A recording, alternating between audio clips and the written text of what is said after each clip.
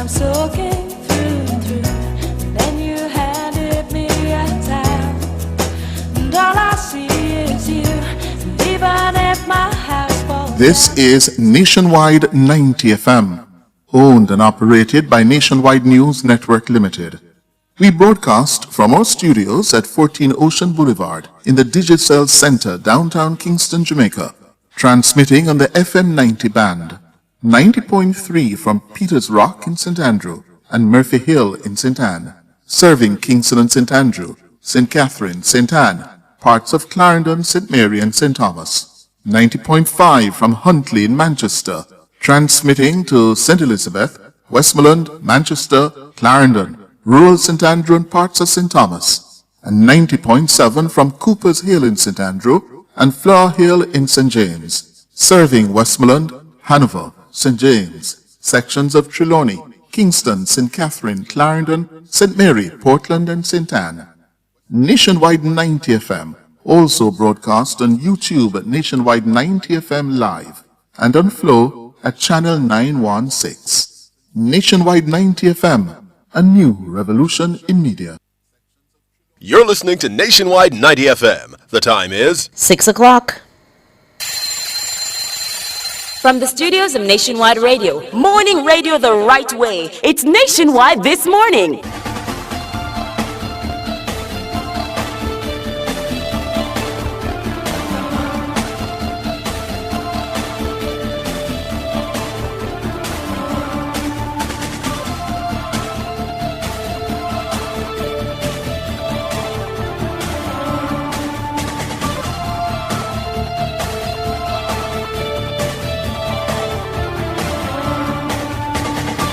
Good morning, I'm Roby Ann Williams. Coming up in the news this morning, Thursday, June 25, 2026.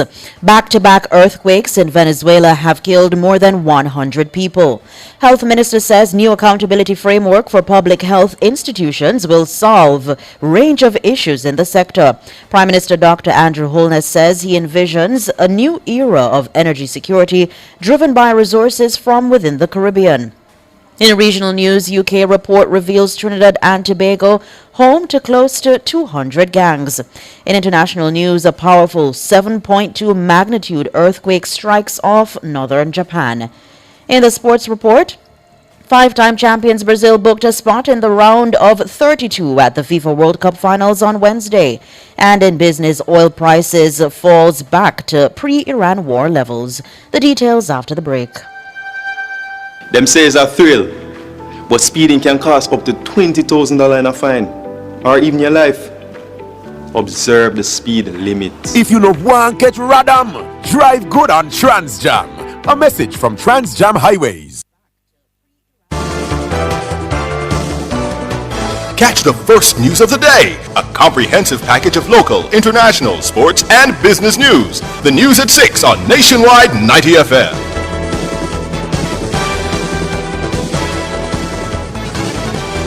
Now to the details. At least 164 people have died and more than 900 were injured after a pair of powerful quakes rocked Venezuela Wednesday evening. The earthquakes, with a magnitude of 7.2 and 7.5, hit a minute apart. They are among the strongest to strike Venezuela in more than a century.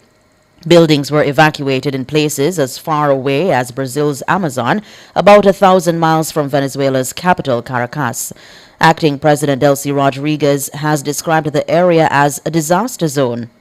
She says it's one of the areas hardest hit by the quakes because of the large number of collapsed buildings. Search and rescue teams certified by the United Nations are on their way to Venezuela to assist. Rodriguez appealed to the private sector to make heavy construction equipment available for rescue operations. She says the government was creating a $200 million reconstruction fund for hospitals and homes damaged by the quakes. Locally, Health Minister Dr. Christopher Tufton says once the new accountability framework is operationalized across public health institutions, protests similar to that staged by nurses at the University Hospital of the West Indies, UHWI, on Tuesday will become a thing of the past. The nurses protested over overcrowding and inadequate patient care equipment at the Accident and Emergency Department. Shalois Michael reports. The placard-bearing nurses vented their frustration at the entrance of the hospital on Golding Avenue in Mona, Kingston 7. Dressed in signature blue scrubs, they sang and chanted, indicating that they are overwhelmed, overstimulated, and tired of the overcrowding in A&E. They detailed a chronic shortage of patient care resources, including beds, syringes, IV and blood sets, soap, hand towel, and cotton. Health and Wellness Minister Dr. Christopher Tufton says a breakdown in management is to blame. He says, however, that the newly unveiled accountability framework for regional health authorities, health professional councils, boards, and other public health bodies was designed to avert such incidents. I think it's important that this issue be viewed in the context of leadership and management. And we all have a role to play, there's no doubt, including policy and the minister and the ministry. But in the future dispensation around these issues, we have to speak to institutions, managers, this is CEOs and SMOs, regional authorities, parish managers, and where necessary, the minister, of course, and the support team at corporate. The accountability framework that we have signed requires that level of detail and specificity to determine where things are falling down, because it is not always a resource issue, I keep emphasizing. The minister countered the nurses' claim that there were no beds. He says the hospital management needs to communicate better with the departments about the availability of beds. When management went on the wards and did inspections, there were over 50 beds that were available to house patients, even though nurses were outside demonstrating about having too many patients in A&E and not having bed space to put them. It clearly shows that the bed management arrangements fell down, and the relationship or communication between the persons on the wards and in A&E has an issue, and that needs to be addressed through leadership and management. Further, Dr. Tufton says the leadership of healthcare facilities must be held accountable. Where we are now in the new dispensation is to require of the CEOs, the SMOs, and the regional authorities to hold management accountable. And that's what the accountability framework is, and that's the call that is being made. These things can be avoided if everybody plays their part. And it is important that we demonstrate where people are playing their role and where persons are not. I would also like to call on the unions to recognize that they also have a role to play, and I certainly hope to have conversations with them, as we did recently with the 13 public bodies within the ministry, to go through this accountability framework so they appreciate the necessary collaborative role that all have to play in order to give clients or patient services improved for the better of all concerned. Shalois Michael for Nationwide News. Tourism Minister Ed Bartlett says he's pleased with the updated U.S. travel advisory for Jamaica. Speaking at Wednesday's post-cabinet media briefing, Minister Bartlett says the tourism sector should benefit from some of the minor adjustments.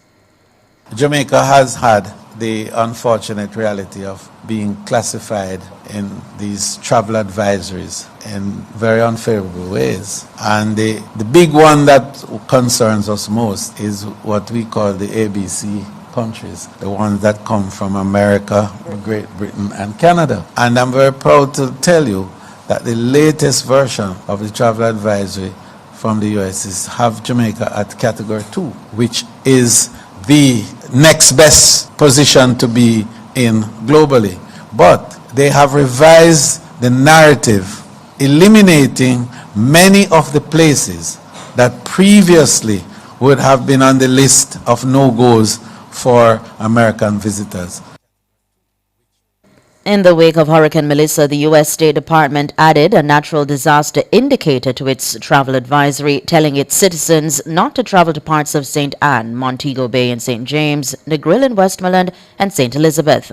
The U.S. travel advisory still urges Americans to exercise increased caution due to crime and health risks. Minister Bartlett says the government's success in reducing crime has also helped to make Jamaica a more desirable destination for visitors. And the reason for that is the strong improvement in visitor safety resulting from the massive reduction, the 40% reduction in crime in Jamaica. So see the correlation between crime and the perception of the destination as being safe and secure. And that perception is reflected practically because a travel advisory is sometimes the Bible that a visitor uses to determine which destination to go. Continuing this crime reduction will inure to a greater sense of reputational integrity for destination Jamaica. Edmund Bartlett, Minister of Tourism. Prime Minister Dr. Andrew Holness says he envisions a new era of regional energy security driven by resources from within the Caribbean. He expressed that optimism while addressing regional leaders, investors, and industry stakeholders at the Suriname Energy, Oil and Gas Summit and Exhibition 2026. It was held in Paramaribo, Suriname on Wednesday. Siobhan Campbell reports. Prime Minister Dr. Andrew Holness told the summit that the region now stands before unprecedented opportunities for cooperation, energy independence, and sustainable growth through the development of its own energy resources. He says that with world-class discoveries in Guyana, Suriname, and Trinidad and Tobago, and potentially others including Jamaica, the Caribbean is positioned to achieve a level of energy security that was previously beyond reach. The development of oil and gas in the region creates the possibility for the region for our own energy security between Trinidad, Guyana, and Suriname. The CARICOM regional energy security is now within reach, providing, of course, that governments cooperate in strategic ways. Dr. Holness also outlined Jamaica's own efforts to strengthen its energy resilience. He noted that the country imported nearly $2 billion in petroleum products and natural gas in 2024, and stressed the government's determination to diversify the energy mix and reduce the island's exposure to international price volatility. The Prime Minister says Jamaica is taking charge of its own energy future, describing the responsible path as a pragmatic blend of oil, gas, solar, hydro, and eventually nuclear. Jamaica has started exploration offshore for oil and gas, and so far the results have shown that there is the possibility of an active petroleum system offshore in some of the areas of exploration. We have not confirmed anything yet. There is no confirmation of any commercial quantities, but it is promising. But of course, you know the experience. You have been developing your gas and oil fields for over 40 years. So from the point of discovering potential to discovering that there are commercial quantities to be able to exploit those, it's a long time. And we are interested in learning from your journey to shorten ours. The Prime Minister argues that greater regional cooperation would help shield Caribbean economies from volatile global markets, while keeping more value, capital, and decision-making authority within the region. He says producers supplying reliable oil and gas at fair and predictable prices would give island nations the runway to scale the renewable solutions that suit them best. Dr. Holness also congratulated Suriname on what he called a transformative stage in its development, pointing to the Grand Morgu project, backed by an estimated $10.5 billion in investment, recoverable resources of more than 750 million barrels, and planned production of 220,000 barrels per day. He called it a landmark not only for Suriname, but also for the wider Caribbean. Siobhan Campbell for Nationwide News. The Jamaica Customs Agency, JCA, is reporting that a synthetic drug threat is emerging within the country's border environment. In a statement on Wednesday, the JCA says there was an increase in MDMA detections between January 2024 and June 5 this year. The U.S. Drug Enforcement Agency, DEA, says MDMA, commonly known as ecstasy or Molly, is a synthetic psychoactive drug that functions as both a central nervous system stimulant and a mild hallucinogen. It produces intense euphoria, emotional warmth, increased energy, and enhanced sensory perception. During the period under review, the JCA says it detected 34,292 MDMA tablets and pills. According to the JCA, most detections indicate that Jamaica continues to function primarily as a destination market rather than a source country for MDMA trafficking. Germany recorded the highest number of inbound ecstasy detections, followed by the United States. The JCA says the findings point to the continued use of postal and courier channels to conceal synthetic drugs among legitimate goods. Water Minister Matthew Samuda has dismissed as nonsense the claim from his opposition shadow, Ian Hales, that government's water projects have been compromised by partisan political considerations. Hales made the claim in his recent contribution to the sectoral debate. Minister Samuda responded at Wednesday's post-cabinet media briefing. His claim that politics is being used for the distribution of water projects. That is abject nonsense. Jamaica will this year go to market for $5 billion of contracting services to do projects that include the areas of Agwater, Vale and Jordan Run. Now that water system will serve all of Central St. Mary and Southeast St. Mary, which currently sit on the opposition benches. But we will also be developing a major system in Union, in Balaclava, in Northeast St. Elizabeth, which also sits with the opposition. And we'll be developing the Green Park water system that connects both Northwest, Northeast, and yes, Southeast St. Anne, which is the only constituency that has never sat with this current administration. Hales accused the government of spending over 80% of the funding for local water projects in JLP-controlled constituencies. But Minister Samuda says 3 constituencies controlled by the PNP are among the biggest beneficiaries of the government's overall of water systems in the Western Jamaica. The Western Resilience Project, which was a source of much discussion. That project, you'll recall, will see a pipeline run from Martha Bray all the way to the opposition spokesperson's constituency in Western Westmoreland. The last time I looked at the map, that pipeline will run through Eastern Hanover, Western Hanover, and Western Westmoreland. I can't imagine how such a ludicrous statement could be made when $11 billion is being spent, and 3 of the constituencies that will benefit the most are indeed held by the opposition. It's nonsense, and it should be rebuffed as such. Matthew Samuda, Minister of Water. President-elect-designate for the Jamaica Teachers Association, Dr. Maureen Mullings Nelson, says she will work alongside teachers to push for fair compensation and improved benefits. She made the declaration in a video posted to social media in which she thanked supporters for helping her win the recent JTA presidential election.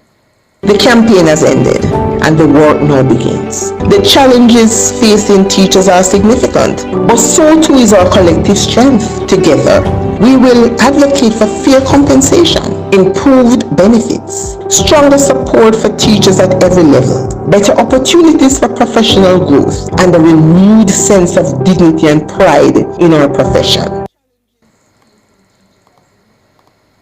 Dr. Mullings Nelson defeated Principal of Montego Bay Community College, Dr. Darian Henry, by more than 3,000 votes. She polled 6,967 votes to Henry's 3,947. The JTA says 11,275 ballots were cast in the election between June 15 and 19. Reacting to his defeat, Dr. Henry told Nationwide that the better candidate won. Dr. Mullings Nelson is to be formally proclaimed the JTA president-elect at the association's 62nd annual conference set for August 17 to 19 in Trelawney. She will serve for a year, shadowing incoming JTA President Lasagna Harrison before assuming the presidency in the 2027-28 year. She has called on members to unite. As we move forward, I pledge to be a leader who listens, a leader who serves, and a leader who works tirelessly on behalf of every member of this association. Let us now unite around a common purpose. Let us strengthen our association, strengthen our profession, and strengthen Jamaica. Thank you for your trust. Thank you for your confidence. Thank you for this opportunity to serve. I extend sincere thanks to my campaign team, my family, friends, colleagues, and the many supporters across Jamaica. I also acknowledge my fellow candidate. Your willingness to serve demonstrates the strength of our association and our shared commitment to education. Dr. Maureen Mullings Nelson, President-elect designate for the Jamaica Teachers Association. Opposition spokesman on human rights Isaac Buchanan is calling for greater parliamentary scrutiny of the government's third country nationals TCN agreement with the United States. Buchanan says this is a significant policy decision with implications for human rights, immigration policy, asylum procedures, and constitutional protections, and should not be settled by a memorandum alone. He addressed the issue while making his contribution to the sectoral debate on Tuesday. This is a profound step in the life of a small nation, and yet has not been brought to this House to be debated. The government points fairly to safeguards that Jamaica may refuse any individual and that either party may end the agreement at short notice, that there will be health screening, identity verification, criminal record checks and clearance from the National Intelligence Bureau, and that no person with a criminal record will be accepted. Those assurances are welcome and I do not disparage them, but an assurance is a promise, and this House exists to test promises against practice. Isaac Buchanan, opposition spokesman on human rights. That's it for local news. Regional and international is up next.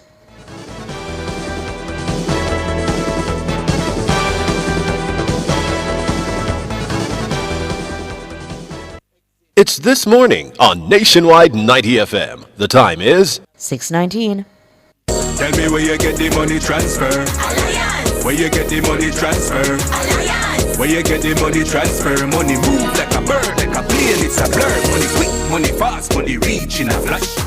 This your agent no run out of cash. Pay the rent, pay the bills or buy the grocery. Make a call for the cash and pay the school fee. Money when and where you need it. Alliance MoneyGram and RIA Money Transfer. Convenient locations island-wide. A member of Sagicor Group Jamaica. Tell me where you get the money transfer. Alliance.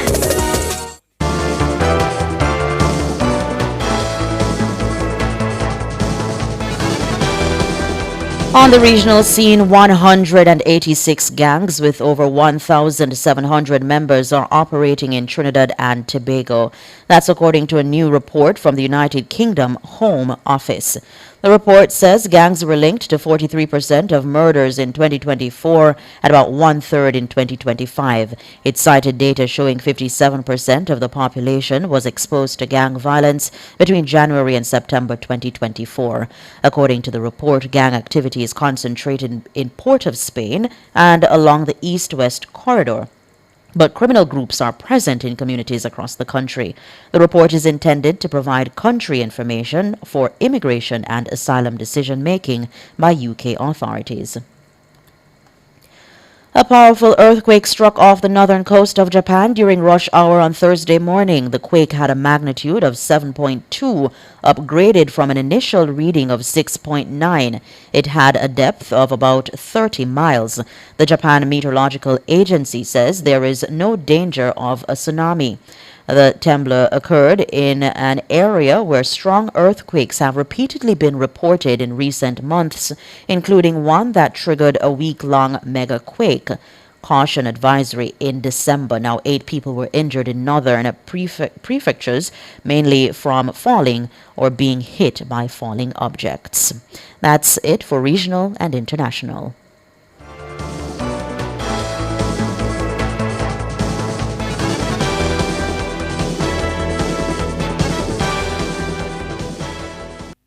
Path beneficiaries. The June payment cycle is here and ready for collection. Post offices and payment agencies will deliver payments based on last names up to June 29, 2026. Be sure to follow the Ministry's official social media pages to find out when you should collect. If you miss your date, you must collect on June 30 or July 1, 2026. For more information, call Path at 876-922-8013 or visit the Ministry's website at mlss.gov.jm. Path, advancing your family, developing Jamaica. A message from the Ministry of Labor and Social Security, the People's Ministry, leaving no one behind.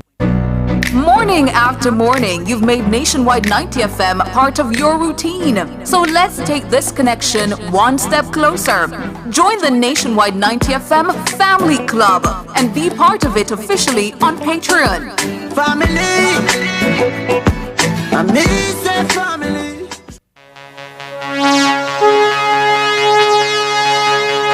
This is Nationwide's World Cup Team Profile, brought to you by the UDC, making development happen.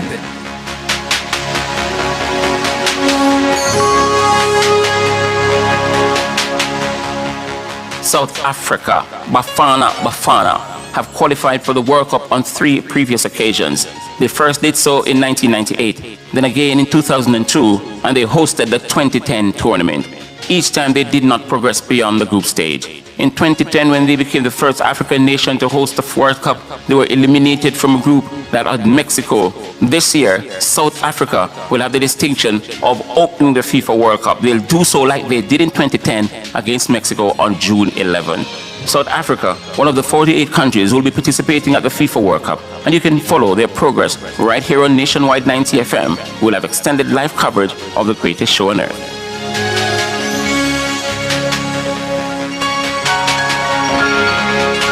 That was Nationwide's World Cup Team Profile.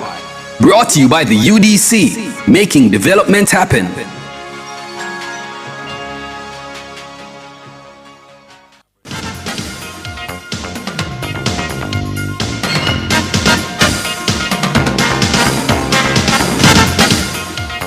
In sports, five-time champions Brazil booked a spot in the round of 32 at the FIFA World Cup finals on Wednesday after comfortably beating Scotland 3-0 at the Hard Rock Stadium in Miami to top their group. Vinicius Jr. bagged a brace and Matheus Cunha added the third for Brazil, who will now travel to Houston for their round of 32 clash on Monday against the Netherlands, Sweden or Japan. South Africa sprung the biggest surprise on Wednesday when they beat South Korea 1-0 in Monterrey to finish second in Group A. That puts them in the knockout round for the first time in their history and takes them to Los Angeles to face Canada on Sunday. The Canadians booked their spot despite losing 2-1 to Switzerland in Vancouver. 6 more games are scheduled for Thursday. Curacao versus Ivory Coast and Ecuador against Germany are the 3 p.m. games. At 6 p.m. it will be Japan versus Sweden and the Netherlands against Tunisia. While at 9 p.m. Paraguay face off with Australia and USA square off with Turkey. And of course, Nationwide 90 FM will in fact provide live coverage throughout the day. The West Indies suffered their first defeat at this year's ICC Women's T20 World Cup on Wednesday, going down by 38 runs to hosts England at Lord's. England made 187 for 7 off their 20 overs after being asked to bat. Danny Wyatt-Hodge played a blistering knock with 65 from 42 balls and Heather Knight 43 from 26 balls. Ashmini Munisar 2 for 2, that should be 2 for 42, led the Windies bowling. In reply, the Caribbean outfit lost the heart of the top order cheaply and eventually made 148 for 5, this despite a gallant effort. With the win, England booked their spot to the semi-finals, while the West Indies must wait until Saturday when they play Ireland to know if they're through to the last 4.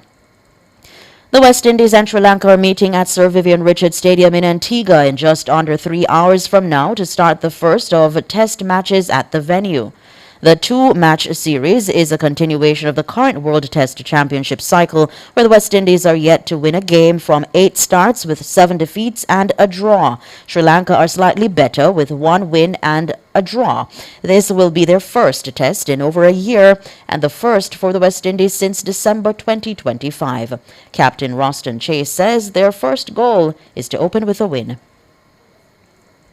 Firstly, I would like to get the first win on the table for the West Indies team. We've played a number of matches already, but we haven't quite got over that hurdle as in winning a game as a team. So that's the first goal that I would like to see us achieve, and then to win the series as well. Pacer Kamar Roach is 6 wickets from becoming the 5th West Indies bowler after Malcolm Marshall, Courtney Walsh, Curtly Ambrose and Lance Gibbs to 300 test wickets.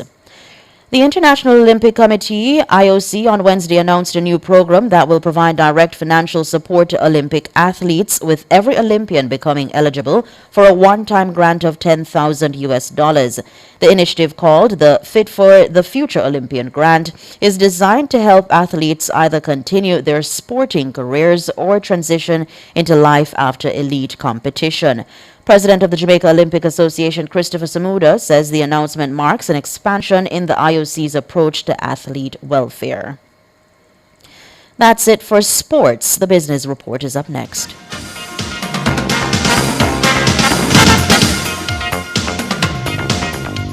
In minutes, you're covered with Scotia Protect. In minutes, you're covered with Scotia Protect. It's the best you can get. and you won't have to fret. Oh no, no long forms, no long waiting, just a few clicks, no time wasting. Get coverage for your home and auto, quick, no hesitating. With Scotia Protect. Get home and auto insurance online in minutes with Scotia Protect, powered by GK Insurance. Visit scotiaprotect.com today. Terms and conditions apply.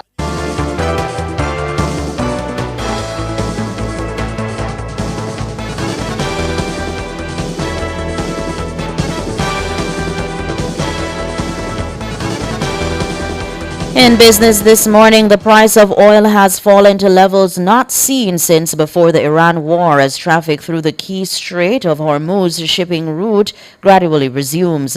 Global benchmark Brent crude briefly fell below $72.48 a barrel, the price recorded on February 27, the day before the U.S. and Israel launched attacks on Iran.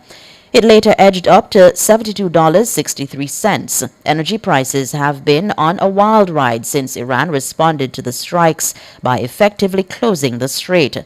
But costs have been moving sharply lower since the U.S. and Iran signed a memorandum of understanding to end the war on June 17.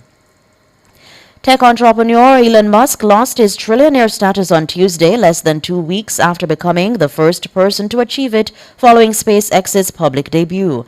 The Bloomberg Billionaires Index, updated daily at 5:30 p.m. New York time, valued its fortune at $957 billion US on Tuesday. This is down from the $1.1 trillion valuation less than 14 days ago. The reversal follows a sharp retreat in SpaceX and Tesla shares as technology stocks broadly tumbled, fueled by growing doubts over the long-term profitability of artificial intelligence. Now, despite the loss, Musk remains the world's richest person, and his wealth still dwarfs that of his nearest rivals. In foreign exchange trading this morning, the Jamaican dollar will open against the benchmark US dollar, selling for an average $158.19. Against the Canadian, the Jamaican will open for an average of $112.15. And finally, the Jamaican dollar will begin trading for an average $210.87 against the British pound. That's the business report.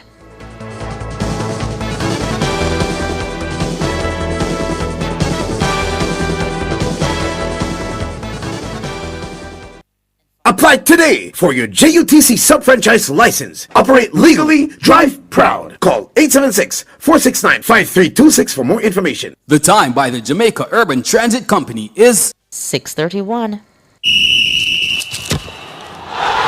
This is Nationwide's FIFA World Cup fact.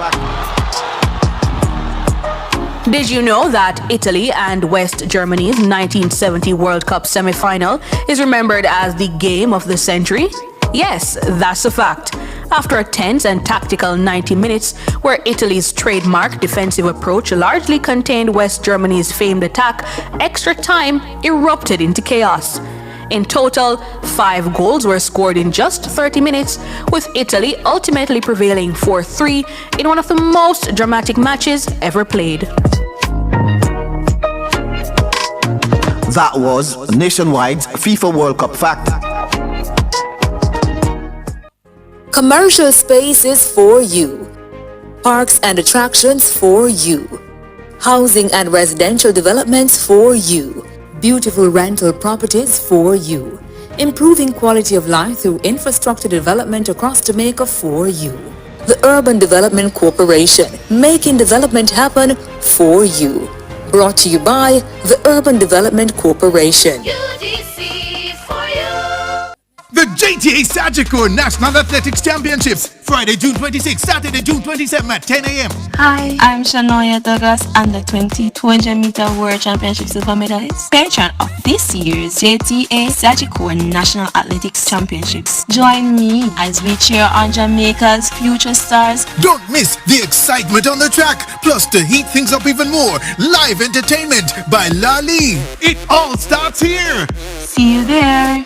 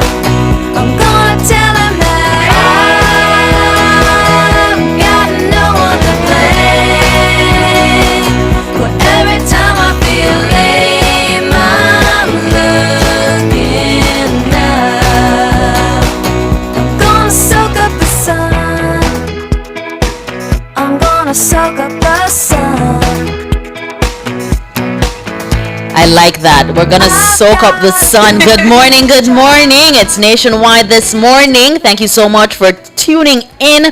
If you're on the 90 FM band, we welcome you, Radio Land. And if you're on our YouTube, NNN Radio Live, we also welcome you. Thank you so much for choosing to spend your morning with us. It is, in fact, a Thursday morning. Almost, just almost, we're not there yet. It's almost to the weekend. I'm Robian Williams. And I am Tamoy Campbell. Indeed, Tamoy and Robian in the, I would say, the hot seat this morning. Yes. We're in the hot seat. How are you, Tamoy? I'm doing great. I am doing very well. And I'm very excited to be here. And this morning again to all our listeners. How are you, Robian? I'm good. I'm great. I'm awesome. I mean, it was a little bit difficult this morning to wake up, you know, and come here. Is it always? I don't know. People say I sound like a morning person. You kind of do. You know, the energy, the vibe. It's there. But I don't think I am. I don't think I am. So kudos to all those morning people who wake up on energy, I don't know, on top of the world. Yeah? Big up them. Big up them. Because that ain't me. That ain't me. But how's the week been for you? It's been a very good week. Very busy, girl. Work is working. But I'm very happy that we're finally, as you said, going closer to the weekend. Even happier about the matches yesterday, or the match yesterday, particularly Jamaica's national team, Brazil. Because I feel like everybody in the mother is a Brazil fan. Is a Brazilian fan. On that note, I want you to tell me what's on your mind. Well, since we're on the topic of Brazil, one thing I really do love with the football season is that the camaraderie that it brings people together. I really do like the fact that everyone is outside celebrating.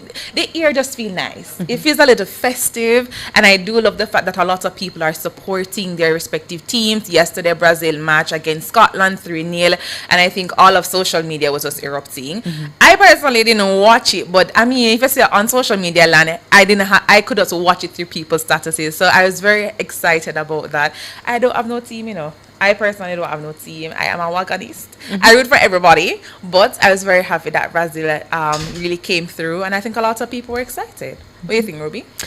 I think so too. I mean, everybody wanted to see Neymar on the field, so when he got there, they were like, okay, yes, this is World Cup just start, and I'm like, World Cup been start. But yes, Jamaica is in fact a Brazilian side. Them cheer for Brazil, like say, you know, our own. Yeah. But I too, people call me a bandwagonist. I beg to differ. I disagree.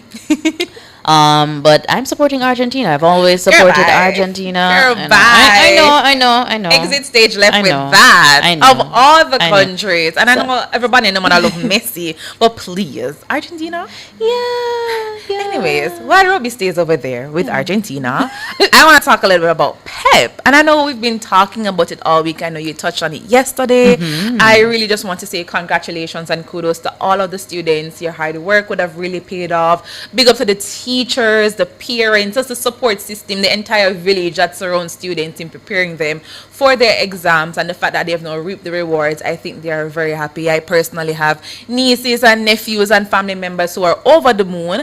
Honestly though, Robbie, I don't think that looking at Pep, I would be able to do it. No, I'm a GSAT baby. I would imagine you are too. I am a GSAT baby. Yeah, the comparison is a little bit too much for me, because you know in GSAT you do your communication studies, I think language arts and such, and you were able to navigate. I feel like Pep is SAT level. These kids are doing a lot. I feel it's a little pressuring. However, I believe it's necessary in today's world. Right. The ability test, the other components. Right. I feel the performance. I feel it's a bit necessary to where we're heading and where we want to be.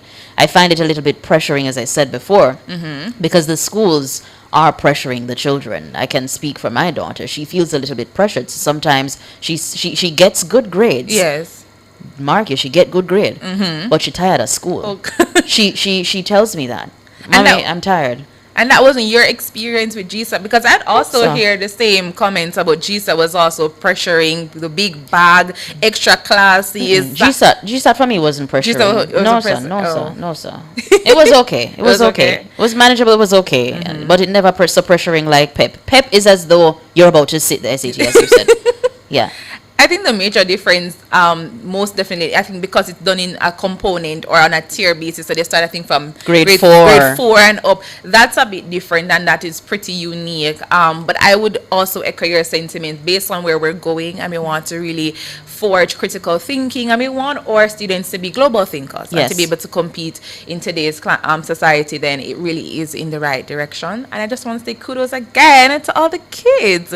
Robbie, you're a parent. I would imagine are you at the point where the results came out for high school, or you know what? I'm at grade 4. At grade 4. Oh, yeah. So she did. So my daughter did PEP yesterday, the grade 4 component, and she came out. She went in confident.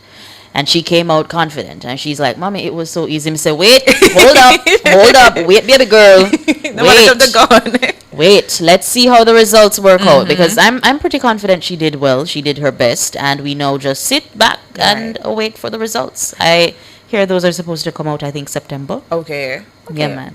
I'm pretty confident that she will do well too. So I'm that bright but me nervous, man. Me anxious. It come like a me sit the exam yesterday, because even though I was hosting, throughout the program, I kept on checking in on her before she got to school, and even after, you know, I just anticipated her call. I just wanted to know how it was, what questions she got, because some of the questions, I believe, were repeated. She did previous papers and they were repeated, so I was just like so anxious. She's cool, calm, and delivered, and me over here, so I worry myself like I'm me. Which is usually the case. The parents are always frazzling out, but I trust that she was able to acquit herself well, and we're praying for good results as a star girl. Yeah, man, as a star girl, she's been doing really good, really good. I can't complain. And Robbie, just to ask, you know, which high school did you go to? Mona High School. We got Mona everywhere. Yeah, I was the head girl. Let me just plug that. I was the head girl of Mona High. It's giving student leader. I get 1s and 2s in CSEC. It's giving top student, and we love that. So but Robin are the only top student. So I make everybody know, say, as a Wilmarian on the platform, and big up everybody who went to Wilmot. And if you pass a Wilmot, for the Wilmot boys or girls, virtual hearts for you. Big up on yourself. Indeed. And you're going like you're a top student too. Yes. Yeah, top of the class. Back of the class ago. It is, in fact, a Thursday morning, Tamoy.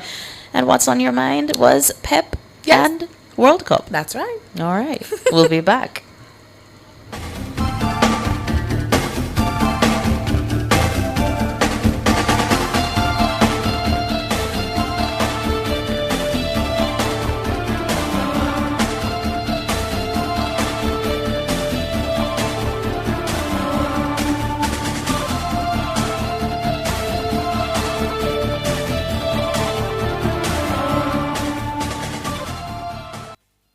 It's This Morning on Nationwide 90 FM. The time is 6:44. JPS and Partners Cooperative Credit Union offers financial solutions for every stage in your life: savings, auto loans, mortgages, and more. The temperature by JPS and Partners Cooperative Credit Union, your financial partner for life, is 29 degrees Celsius in Kingston, 27 degrees Celsius in Montego Bay, and 23 degrees Celsius in Cool Mandeville. For all your electrical needs, visit ABC Electrical Sales. They stock a wide variety of electrical supplies, including plugs, switches, panel boards, and conduits, plus energy-saving fixtures. ABC Electrical Sales stocks brands like GE, Siemens, Philips, Cutler Hammer, and Allen Bradley. They also offer free island-wide delivery just to suit your needs. Visit them at Shop 8, Hagley Park Plaza, Kingston 10, or call 876-754-3714-5 or 876-754-3825-8. ABC Electrical Sales, for a better choice in the electrical business. Hey, turn up to 25. Turn up to 25. Could I drive out fresh in a MG ride with a staycation all inclusive flex? Yeah. Hard to tell me the cash. Yes. Smart TV, PS5, and home upgrade. Turn up your winning this summer with Digicel. Sign up or switch to postpaid or Digicel Plus. Buy a SIM. Top up with 5 bills or more. Buy a 7-day plan or higher. A smartphone deal or just pay your bill. Authorized under Section 58.3 of the Betting, Gaming and Lotteries Act. Promotion period June 24 to September 5, 2026. Visit DigicelJamaica.com for terms and conditions. When a big match, bucket for the crew. When a big match is a big deal too. A KFC when we link up for the big match. When it's time for the big match, we grab a big deal. Big bucket time, my side on the feel, it's always KFC. Oh, oh, oh, oh, oh, oh. Enjoy the biggest party in sports with KFC. Get a big deal or big bucket for the big match and cheer on your team. KFC, it's finger licking good.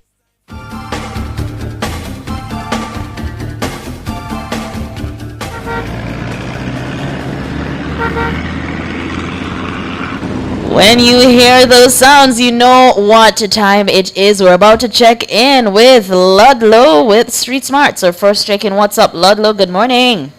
Good morning, good morning. This is Ruby. Ruby and Tamoy. Morning, Lolo. I know. I was going to say Tamoy, but boy, Ruby, your voice sounds vociferous, man. And Tamoy, morning time, man. Good to hear you again.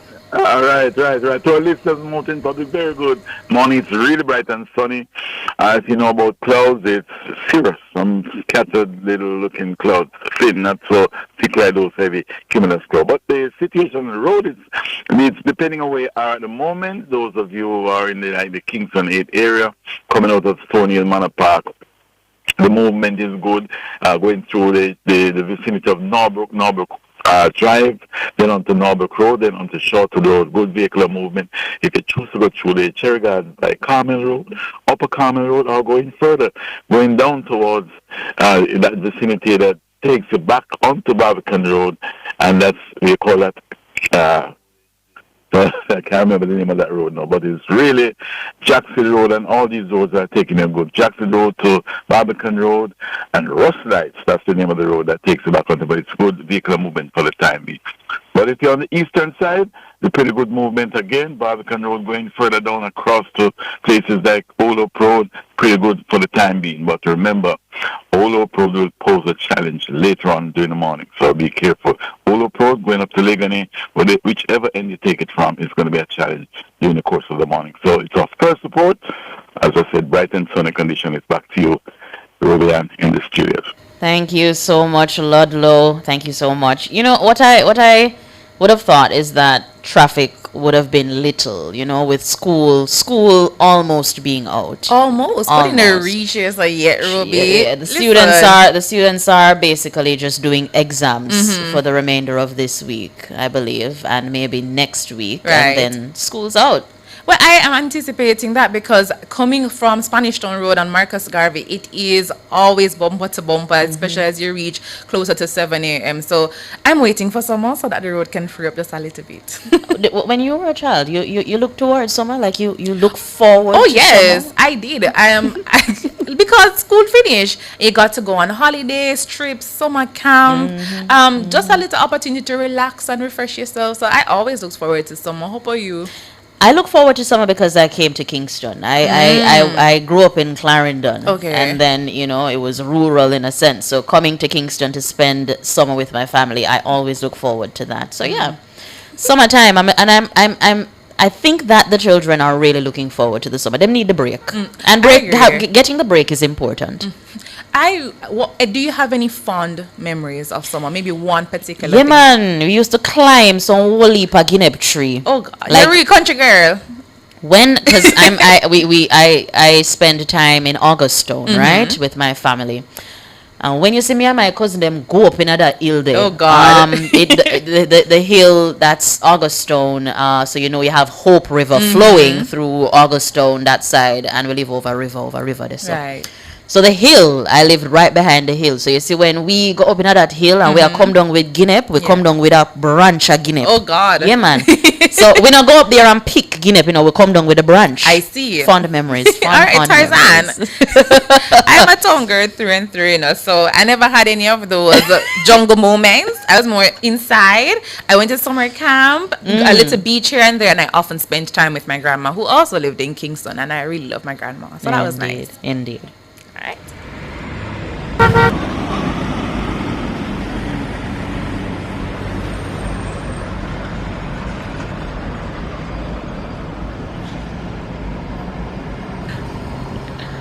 All right, ladies and gentlemen, the word of the day is jaundiced, and it's an adjective.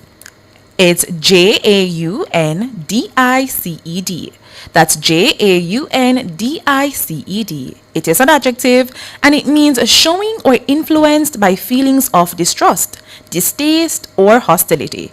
Someone described as jaundiced or as possessing jaundiced opinions or views is typically understood to feel that way because of negative past experiences. And I'll use it in a sentence. She developed a jaundiced view of politics after years of chairing her local school board committee and witnessing all kinds of petty shenanigans.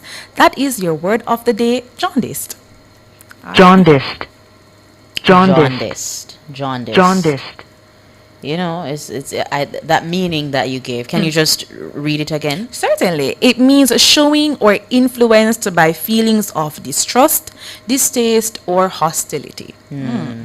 If you are described as having jaundiced views or opinions, it means it is typically understood to feel that way because of negative past experiences. So something rubbed you wrong. And so you're feeling this level of hostility, distrust, and distaste. Initially, I would not have thought that this is what it would have meant. I immediately thought the disease. Yes, that's what I thought. So, I mean, it's a little bit interesting, you know, widening our vocabulary. I'll add that to my vocabulary. I like that. I like that. I really like that.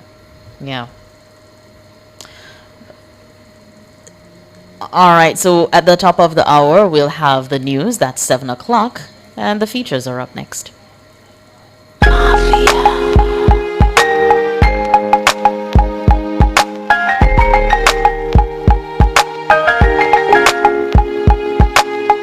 While there's no foolproof way to prevent memory loss or dementia, there are some simple yet effective steps you can take to keep your mind sharp. In today's episode of Coming of Age, we look at 5 practical tips that could help enhance your memory and brain health. Let's start with exercise. Physical activity is one of the best ways to boost blood flow to your brain. Regular movement not only keeps your body in shape, but it also helps maintain your memory. The Department of Health recommends at least 150 minutes of moderate aerobic activity each week, like brisk walking, or 75 minutes of vigorous exercise such as jogging. If that sounds like a lot, don't worry. You can break it up into shorter sessions, like 3 10-minute walks a day. Just find a routine that works for you, and your brain will thank you. Next, let's talk about mental activity. Just like exercise helps your body, activities that challenge your brain can help keep your memory sharp. Try puzzles, reading, or learning something new like a musical instrument. You can also engage your brain by taking up new hobbies, or even volunteering. Whether it's teaching a skill or helping out at a local community group, the more you keep your mind active, the better it can fend off memory decline. Socializing plays a huge role in brain health too. Positive social interactions can lower stress and help reduce feelings of loneliness or depression, which are both linked to memory loss. Make it a priority to spend time with loved ones or meet new people, especially if you live alone. Even chatting with a friend over coffee or attending a community event can give your brain the boost it needs. Being organized can make a big difference when it comes to remembering things. If your home or workspace is cluttered, or if your schedule is all over the place, it can be harder to keep track of things. Use a calendar or planner to jot down appointments, tasks, and important events. And when you write something down, repeat it aloud to reinforce it in your memory. Another good tip is to keep your keys, wallet, and the glasses in the same spot, so you're never scrambling to find them.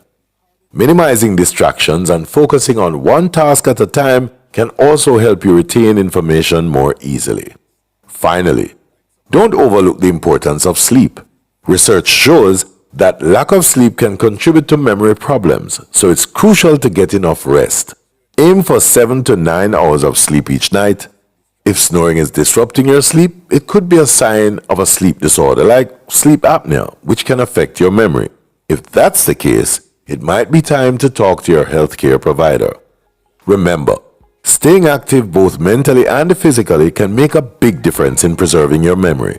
If you notice signs of memory loss, don't hesitate to reach out for help.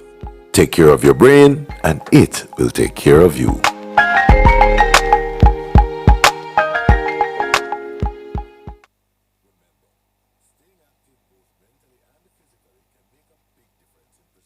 Fearless and fair. Nationwide 90 FM.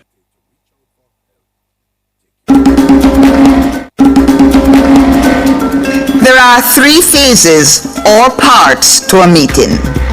1. Before the meeting. 2. During the meeting. And 3. After the meeting. This is lifestyle pages on how to plan and have effective meetings. Before the meeting. The chairperson of the meeting must 1. Communicate or define the purpose or goal of the meeting. 2. Develop an agenda with the key participants. Examine the sample agenda to get an idea of what is placed in the agenda. Distribute the agenda. Circulate background material, lengthy documents, and articles before or prior to the meeting so members will be prepared and feel involved and up to date. 4. Choose an appropriate meeting time. Set a time limit and stick to it. People will attend meetings if you make them productive, predictable, and as short as possible. 5. Arrange the room so that members face each other. Examples, like in a circle or semicircle. For large groups, arrange the seats in a U-shaped formation. 6. Choose a room or space suitable for the group size. Small rooms create tension. A larger room is more comfortable and encourages individual expression. 7. Post a large copy of the agenda in front of which members can refer. Use visual aids like posters, diagrams, etc. for interest. 8. Be sure everyone knows the meeting place and venue and when the next meeting will be held. I'm Valerie, and those were Lifestyle Pages.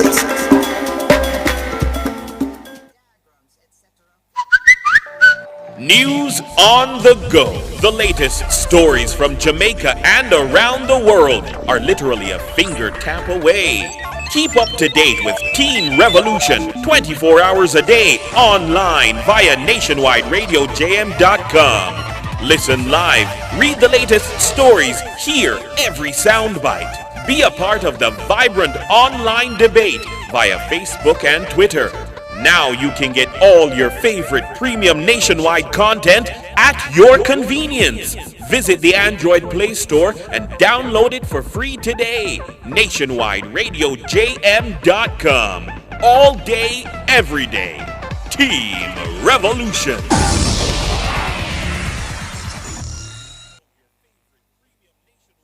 Nationwide 90 FM, continuing the tradition of fair, fearless, and factual reporting. Distracted driving costs lives. Keep your eyes on the road and arrive alive. The time brought to you by the Jamaica Information Service is 7 o'clock. The most credible news in the morning. The news at 7 on Nationwide 90 FM.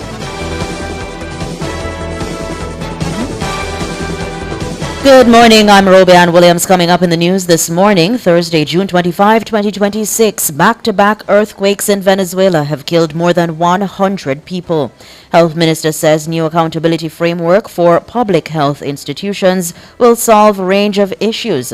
Prime Minister Dr. Andrew Holness shares vision of a new era of regional energy security. In international news, Palestinians decry Israeli push for control over ancient West Bank sites. The details after the break.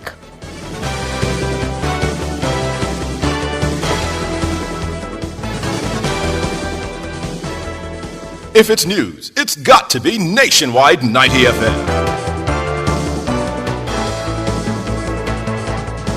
Now to the details. At least 164 people have died and more than 900 were injured after a pair of powerful quakes rocked Venezuela Wednesday evening. The earthquakes with a magnitude of 7.2 and 7.5 hit a minute apart at 6 p.m. local time. They are among the strongest to strike Venezuela in more than a century. The country's main airport was damaged and buildings were evacuated in places as far away as Brazil's Amazon, about 1,000 miles from Venezuela's capital, Caracas.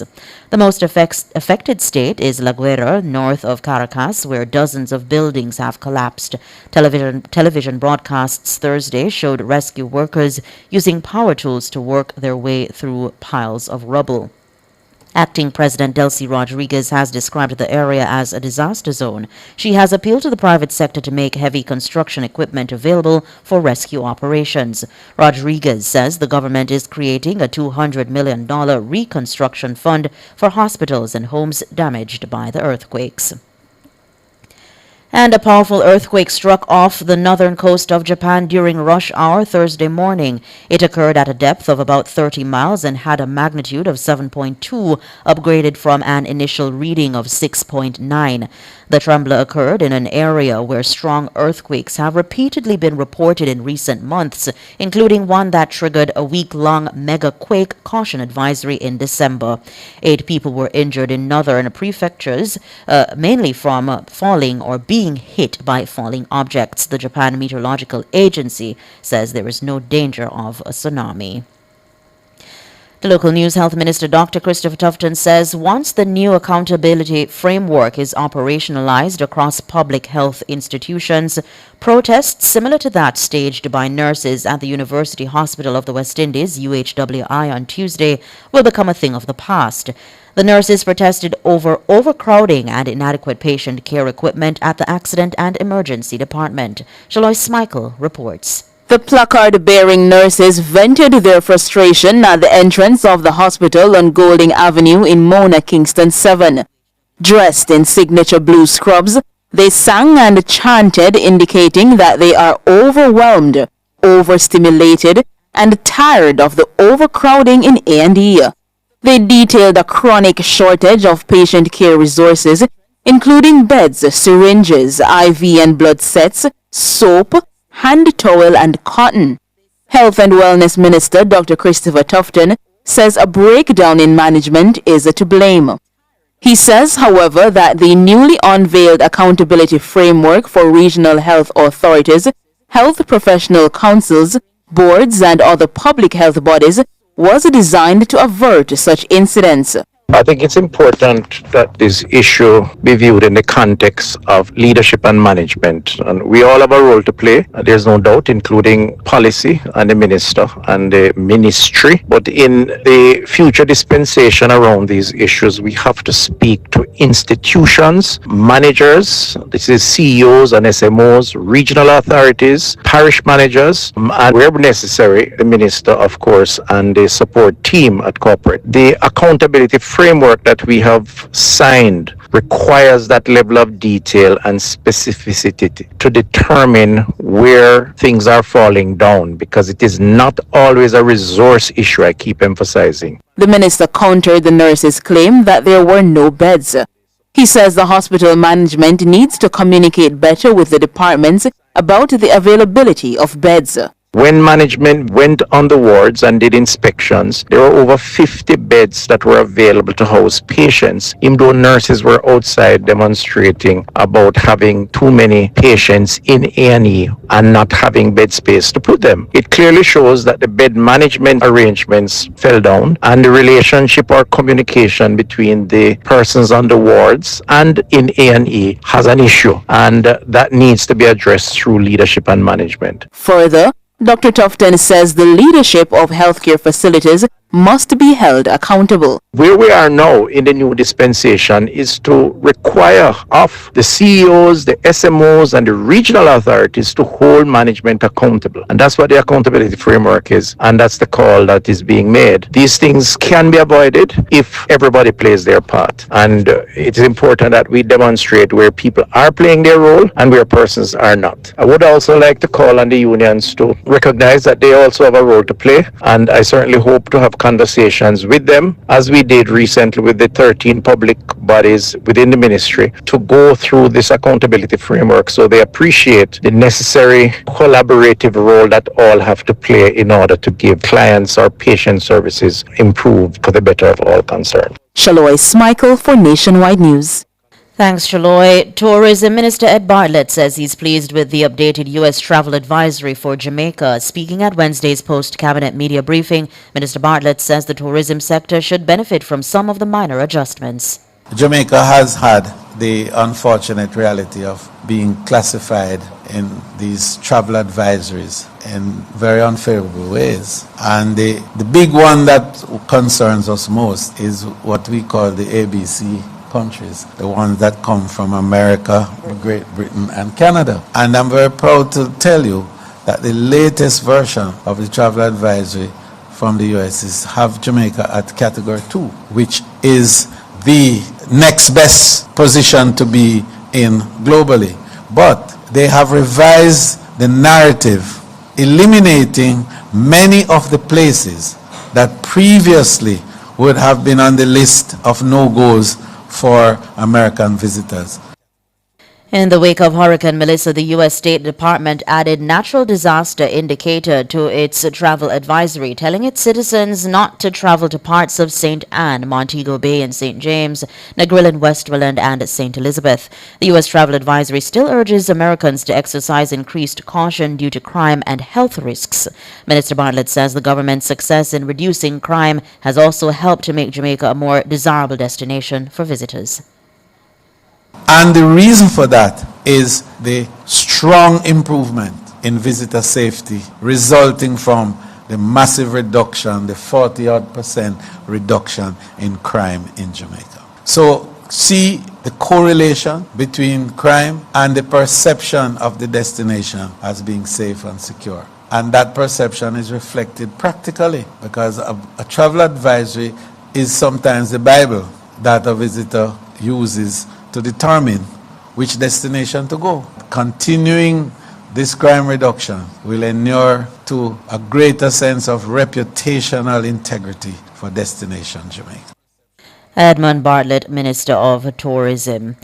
Prime Minister Dr. Andrew Holness says he envisions a new era of regional energy security driven by resources from within the Caribbean. He expressed that optimism while addressing regional leaders, investors, and industry stakeholders at the Suriname Energy, Oil and Gas Summit and Exhibition 2026. It was held in Paramaribo, Suriname on Wednesday. Siobhan Campbell tells us more. Prime Minister Dr. Andrew Holness told the summit that the region now stands before unprecedented opportunities for cooperation, energy independence, and sustainable growth through the development of its own energy resources. He says that with world-class discoveries in Guyana, Suriname, and Trinidad and Tobago, and potentially others including Jamaica, the Caribbean is positioned to achieve a level of energy security that was previously beyond reach. The development of oil and gas in the region creates the possibility for the region for our own energy security between Trinidad, Guyana, and Suriname. The CARICOM regional energy security is now within reach, providing, of course, that governments cooperate in strategic ways. Dr. Holness also outlined Jamaica's own efforts to strengthen its energy resilience. He noted that the country imported nearly $2 billion in petroleum products and natural gas in 2024, and stressed the government's determination to diversify the energy mix and reduce the island's exposure to international price volatility. The Prime Minister says Jamaica is taking charge of its own energy future, describing the responsible path as a pragmatic blend of oil, gas, solar, hydro, and eventually nuclear. Jamaica has started exploration offshore for oil and gas, and so far the results have shown that there is the possibility of an active petroleum system offshore in some of the areas of exploration. We have not confirmed anything yet. There is no confirmation of any commercial quantities, but it is promising. But of course, you know the experience. You have been developing your gas and oil fields for over 40 years. So from the point of discovering potential to discovering that there are commercial quantities to be able to exploit those, it's a long time. And we are interested in learning from your journey to shorten ours. The Prime Minister argues that greater regional cooperation would help shield Caribbean economies from volatile global markets, while keeping more value, capital, and decision-making authority within the region.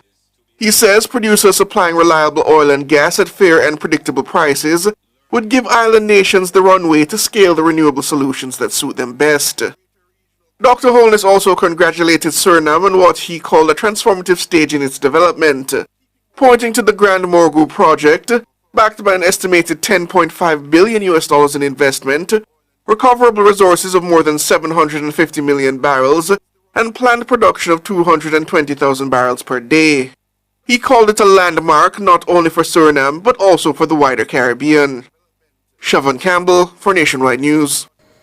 The Jamaica Customs Agency, JCA, is reporting that a synthetic drug threat is emerging within the country's border environment. In a statement on Wednesday, the JCA says there was an increase in MDMA detections between January 2024 and June 5 this year. The U.S. Drug Enforcement Agency, DEA, says MDMA, commonly known as ecstasy or Molly, is a synthetic psychoactive drug. It says it functions as both a central nervous system stimulant and a mild hallucinogen. It produces intense euphoria, emotional warmth, increased energy, and enhanced sensory perception. During the period under review, the JCA says it detected 34,292 MDMA tablets and pills. Now, according to JCA, most detections indicate that Jamaica continues to function primarily as a destination market rather than a source country for MDMA trafficking. Germany recorded the highest number of inbound ecstasy detections, followed by the United States. The JCA says the findings point to the continued use of postal and courier channels to conceal synthetic drugs among legitimate goods. Water Minister Matthew Samuda has dismissed as nonsense the claim from his opposition shadow Ian Hales that the government's water projects have been compromised by partisan political considerations. Hales made the claim in his recent contribution to the sectoral debate. Minister Samuda responded at Wednesday's post-cabinet media briefing. His claim that politics is being used for the distribution of water projects. That is abject nonsense. Jamaica will this year go to market for $5 billion of contracting services to do projects that include the areas of Agwater Vale and Jordan Run. Now that water system will serve all of Central St. Mary and Southeast St. Mary, which currently sit on the opposition benches. But we will also be developing a major system in Union, in Balaclava, in Northeast St. Elizabeth, which also sits with the opposition. And we'll be developing the Green Park water system that connects both Northwest, Northeast, and yes, Southeast St. Anne, which is the only constituency that has never sat with this current administration. Hales accused the government of spending over 80% of the funding for local water projects in JLP-controlled constituencies. But Minister Samuda says 3 constituencies controlled by the PNP are among the biggest beneficiaries of the government's overhaul of water systems in Western Jamaica. The Western Resilience Project, which was a source of much discussion. That project, you'll recall, will see a pipeline run from Martha Bray all the way to the opposition spokesperson's constituency in Western Westmoreland. The last time I looked at the map, that pipeline will run through Eastern Hanover, Western Hanover, and Western Westmoreland. I can't imagine how such a ludicrous statement could be made when $11 billion is being spent, and 3 of the constituencies that will benefit the most are indeed held by the opposition. It's nonsense, and it should be rebuffed as such. Matthew Samuda, Minister of Water. Former Senate President Oswald Gaskell Harding has died. He was 90 years old. Harding was the longest-serving senator in the nation's history, beginning with his appointment in 1977 and continuing until 2002. He rejoined the Senate in 2007 until his retirement from politics in 2011. Harding was the first person to serve as president of the Senate of Jamaica for 2 non-consecutive terms from 1980 to 1984 and again from 2007 to 2011. He was the founding member of JLP Area Council 1 and a former candidate for the party in East Rural St. Andrew. Harding was born in Kingston on November 3, 1935. To international news, an Israeli bill that would extend civil control over ancient sites in the West Bank has drawn criticism from Palestinians and Israeli rights groups. They say it's tantamount to annexation of occupied land and would expand Jewish settlements. The Heritage Authority in Judea and Samaria bill passed one of three votes by Israel's parliament in May. It's unclear whether the final vote will be held before parliament disperses ahead of an election expected by October 27. The bill would effectively strip away oversight of some ancient sites from the Western-backed Palestinian Authority. Israel says the bill's purpose is to protect ancient sites. That's it for local and international news.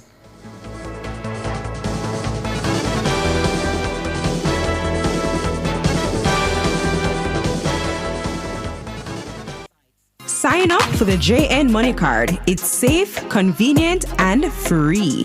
The time by JN Money is 7:16. Rent or buy your hurricane supplies from Total Tools. Visit 102 Main Street, Outaris, 34 Slipe Road, Kingston 5, or Lot C6, Drax Hall, St. Anne's Bay. The temperature brought to you by Total Tools Jamaica is 30 degrees Celsius in Kingston, 28 out west in Montego Bay, and 25 in Cool Mandeville. Stepping confidently into a new year starts with one simple, powerful word. Yes! Say yes to new beginnings. Say yes to a secure future. Say yes to living the life you love with your family. With health and life insurance from Sagicor Life. We're here to give you the protection and peace of mind you deserve in 2026. All you have to do is say yes to what matters most. Call 888 Sagicor to speak with an advisor today.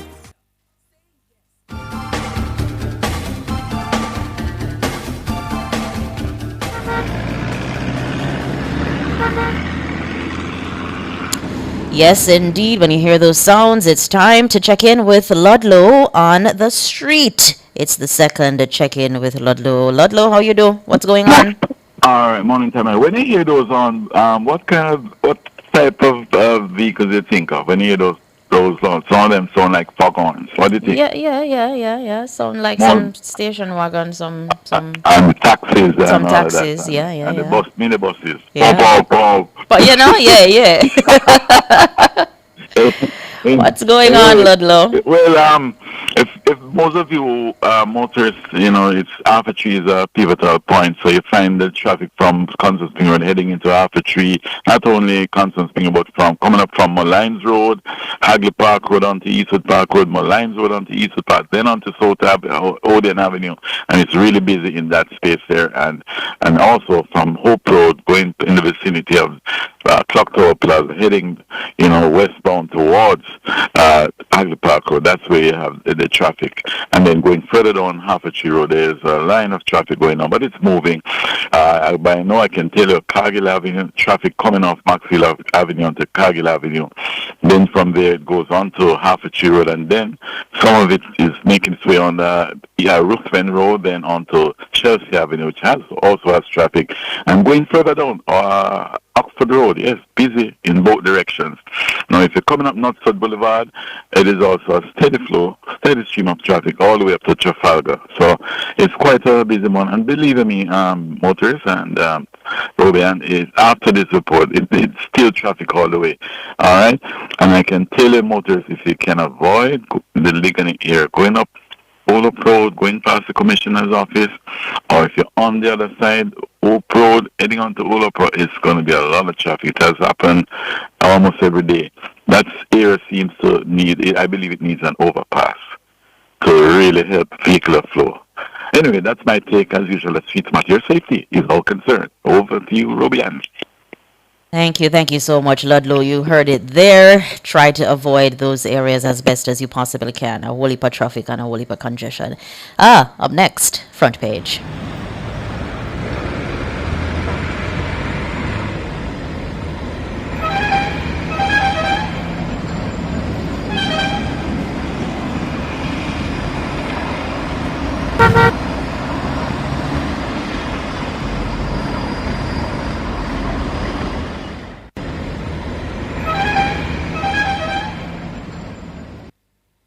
Front Page is brought to you today by ABC Electrical Sales, for a better choice in the electrical business. For all your electrical needs, visit ABC Electrical Sales. They stock a wide variety of electrical supplies including plugs, switches, panel boards and conduits, plus energy-saving fixtures. ABC Electrical Sales stocks brands like GE, Siemens, Philips, Cutler Hammer and Allen Bradley. They also offer free island-wide delivery just to suit your needs. Visit them at Shop 8, Hatley Park Plaza, Kingston 10, or call 876-754-3714-5 or 876-754-3825-8. ABC Electrical Sales, for a better choice in the electrical business.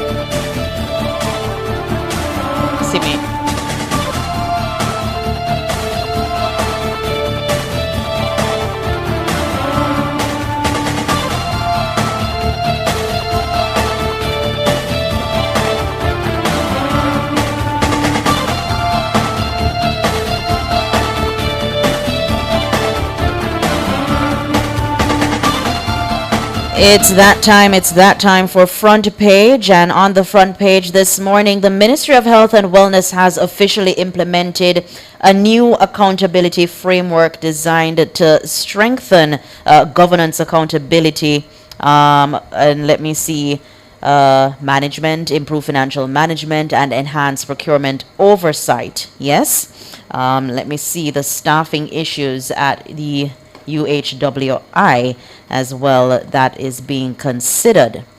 Meanwhile, health professional councils will be expected to submit corrective action plans and reduce outstanding financial reporting deficiencies by at least 10% during the same period. And for reaction and analysis, we are now joined by First Vice President of the Jamaica Medical Doctors Association, the JMDA, Dr. Jubilee Brown. Dr. Jubilee Brown. Dr. Brown, good morning. Yes, good morning. And welcome to the program. Thank you for having me. All right, so you're joined by myself, Tamoy, and Robian. And Doc, we want to just jump right into it. Now, the Ministry of Health and Wellness has responded to concerns raised by the JMDA regarding the interns' working and living conditions. What is your initial reaction to the measures announced by the Minister? The initial reaction of the association is that we see this as a step in the positive direction, seeing that the Minister outlined 2 specific timelines in the press release and has also expressed a willingness to engage the union and other key stakeholders in ensuring that the measures he has outlined are carried out and the strategies are implemented. Indeed, on working conditions, the ministry has ordered inspections of intern accommodation within 72 hours. How widespread are really the problems that the JMDA has identified? And can you describe some of the conditions some of the interns are facing? Yes. So the deplorable conditions, in some facilities we have an absence of accommodation for interns, and in many others the conditions are deplorable. And so I would have to say that it's widespread. What has really happened is a neglect of these facilities over the years. And I believe in the context of the intern shortage, it has exacerbated the frustration and has brought the issue to the fore. In terms... Go ahead, you can go ahead. I was going to move to the second part of the question about some examples. Yes. So in our facilities, in one particular facility, which is the UHWI, the interns reported that one of the rooms that they stay in when they have to work extended hours has a recurrent issue with sewage running from a patient's bathroom that's across the corridor. Very concerning. And when I inspected the room myself, I realized that the walls are drywall. And so I raised immediate concerns about whether or not the sanitation of that space are efficient, and we know drywall is porous. So I am very concerned that there is bacteria that could be living in these drywalls of that room. And so that room in particular is a top priority for the union. We want to see immediate action regarding that room. But in other places, it's the same thing. The rooms are not secure. There are no bathroom facilities. They have to be walking a far distance to just use a toilet. In some facilities, the water is, our assumption is that it is metal pipes that haven't been changed for years, and so the water is brown. Wow. And, you know, nobody wants to use that. And so these are the things we're seeing. You know, and you have to remember, you know, in a hospital, you're interacting with patients, and body fluids. So the risk of transmitting or carrying an infection is very high. So surfaces need to be surfaces that can be properly cleaned. It needs to be non-porous surfaces. Even our scrubs that we wear to work, we're very mindful as doctors. Once we get home, that is taken off and put in the laundry basket to be washed. This is our daily reality. So when you see these unsanitary conditions that the doctors are having to stay in, it's really sad. It truly is sad, Doc. And I would want to really ask you then, do you believe the ministry has really adequately acknowledged these concerns that you have raised, because they're truly reprehensible? We want to allow the course of the timelines outside, outlined in the document. We want to give room for that. Very heartened that the minister gave 2 specific timelines. The union is keeping its finger on the pulse, We're monitoring. We've already started our internal audit of these rooms to ensure that whatever is reported to the minister is accurate, and that the interventions that follow, or the changes that follow, is also consistent with what we've observed on the ground. So we are giving time. He says 72 hours for the audit, and then 5 days for the duty rota to be reviewed, and for the regional health authorities to submit the physician gap analysis to the ministry. So we're giving time. Indeed. On duty rosters and staffing, those issues, the minister has directed a review of the duty roster. What specific problems, though, exist with the current scheduling system, and how are the interns being affected by this? Okay. Well, let us establish this. Doctors work long hours. If we have to do a duty, the duty is going to span anywhere from 24 hours to 56 hours. Okay? So some specialist teams will structure the duty that way, where 1 weekend per month they're covering 48 to 56 hours. That's one. However, the intern is the most junior member of the team. And so there are certain accommodations that are given to this individual to ensure that they're properly oriented and integrated into the health sector. That includes developing certain basic clinical skills like history taking, and having the clinical skills to interview a patient, just those simple things, take a history.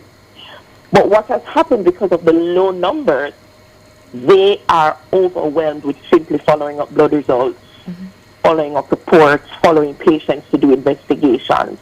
And we have concerns because when they matriculate from their internship year and they move to the next stage, which is their senior health officer year, what our medical officers are reporting is that they're seeing gaps. So those gaps are as a function as a dysfunction that has occurred in the system. But Doc, is it simply a poor scheduling issue, or a problem with management in that regard? The system has forced us to work some of these hours. But what has happened, so the intern with the reduced numbers, they're working a higher frequency of duties. So that's the other challenge. Before, let's say a service had 4 interns before, they would have been able to schedule them in a way where they were probably doing duties every 3 days or every 4 days. So if they did have to do a 56-hour weekend duty, it was not as overwhelming. But now, many of the interns are doing these extended hours every other day. Wow. So in a 48-hour period, the intern only gets 16 hours to rest, to go home and rest, because they've done 24, 32 hours, and then they go home for 16 hours to come back again to do another extended shift. I hope I explained it adequately. So I can't pin it down to a management problem, because the system is just trying to cope with the scarcity of interns. And so we know that we've brought it to the attention of the ministry. Expect that with the analysis that's sent, they will identify immediate measures to alleviate the challenge. Indeed, and as of July 1, it's being said that a total of 232 medical interns are expected to be in the system. Will that number be enough to address the challenges? That's the last one coming from me. No problem. So based on the numbers that we have seen in the human resources for the health sector, the commission workforce that was produced by the Ministry of Health in 2023-24, it's closer to the target. However, one caution that the union has is that we have to see what really happens on July 1, because there are a number of variables that may change and affect whether or not we're going to actually have that 200 plus in the system. So that's something we will be monitoring. Indeed. Thank you so much for joining us. We've been speaking with the first Vice President of the Jamaica Medical Doctors Association, JMDA, Dr. Jubilee Brown Service. Thank you so much, Doc. You. All right, have a good one. That's it for Front Page so far.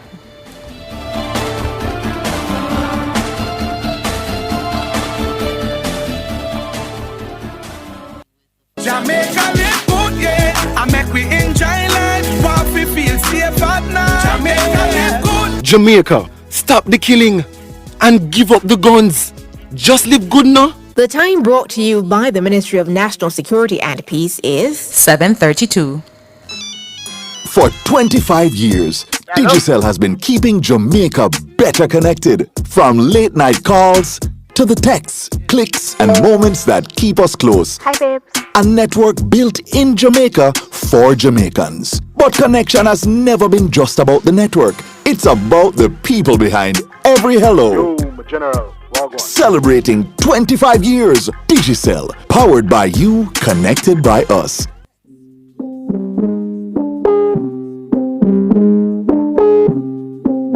This is Nationwide's World Cup Player Profile, brought to you by Century 21 for everything real estate. At 41 years old, Portugal's Cristiano Ronaldo still has a huge appetite for silverware. He heads to the FIFA World Cup for a record equaling 6th time, still searching for the only major trophy missing from his glittering collection. In the recently concluded Saudi League, Ronaldo led Al Nassr to the domestic title and now has his sights set on capturing the highly coveted FIFA World Cup trophy. Despite his brilliance in front of goal, Ronaldo has remarkably failed to score or laid on an assist in 8 knockout games in his 5 World Cup appearances. Ronaldo has a record 143 goals at the international level and will look to use that pedigree to help spur Portugal to their first World Cup title. That was Nationwide's World Cup Player Profile, brought to you by Century 21 for everything real estate. For all your electrical needs, visit ABC Electrical Sales. They stock a wide variety of electrical supplies including plugs, switches, panel boards and conduits, plus energy-saving fixtures. ABC Electrical Sales stocks brands like GE, Siemens, Philips, Cutler Hammer and Allen Bradley. They also offer free island-wide delivery just to suit your needs. Visit them at Shop 8, Hagley Park Plaza, Kingston 10, or call 876-754-3714-5 or 876-754-3825-8. ABC Electrical Sales, for a better choice in the electrical business.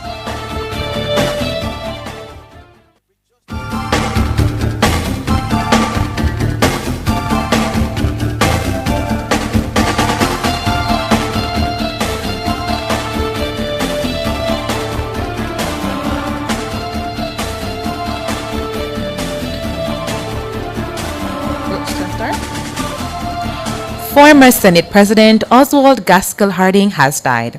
He was 90 years old. Harding was the longest-serving senator in the nation's history, beginning with his appointment in 1977 and continuing until 2002. He rejoined the Senate in 2007 until his retirement from politics in 2011.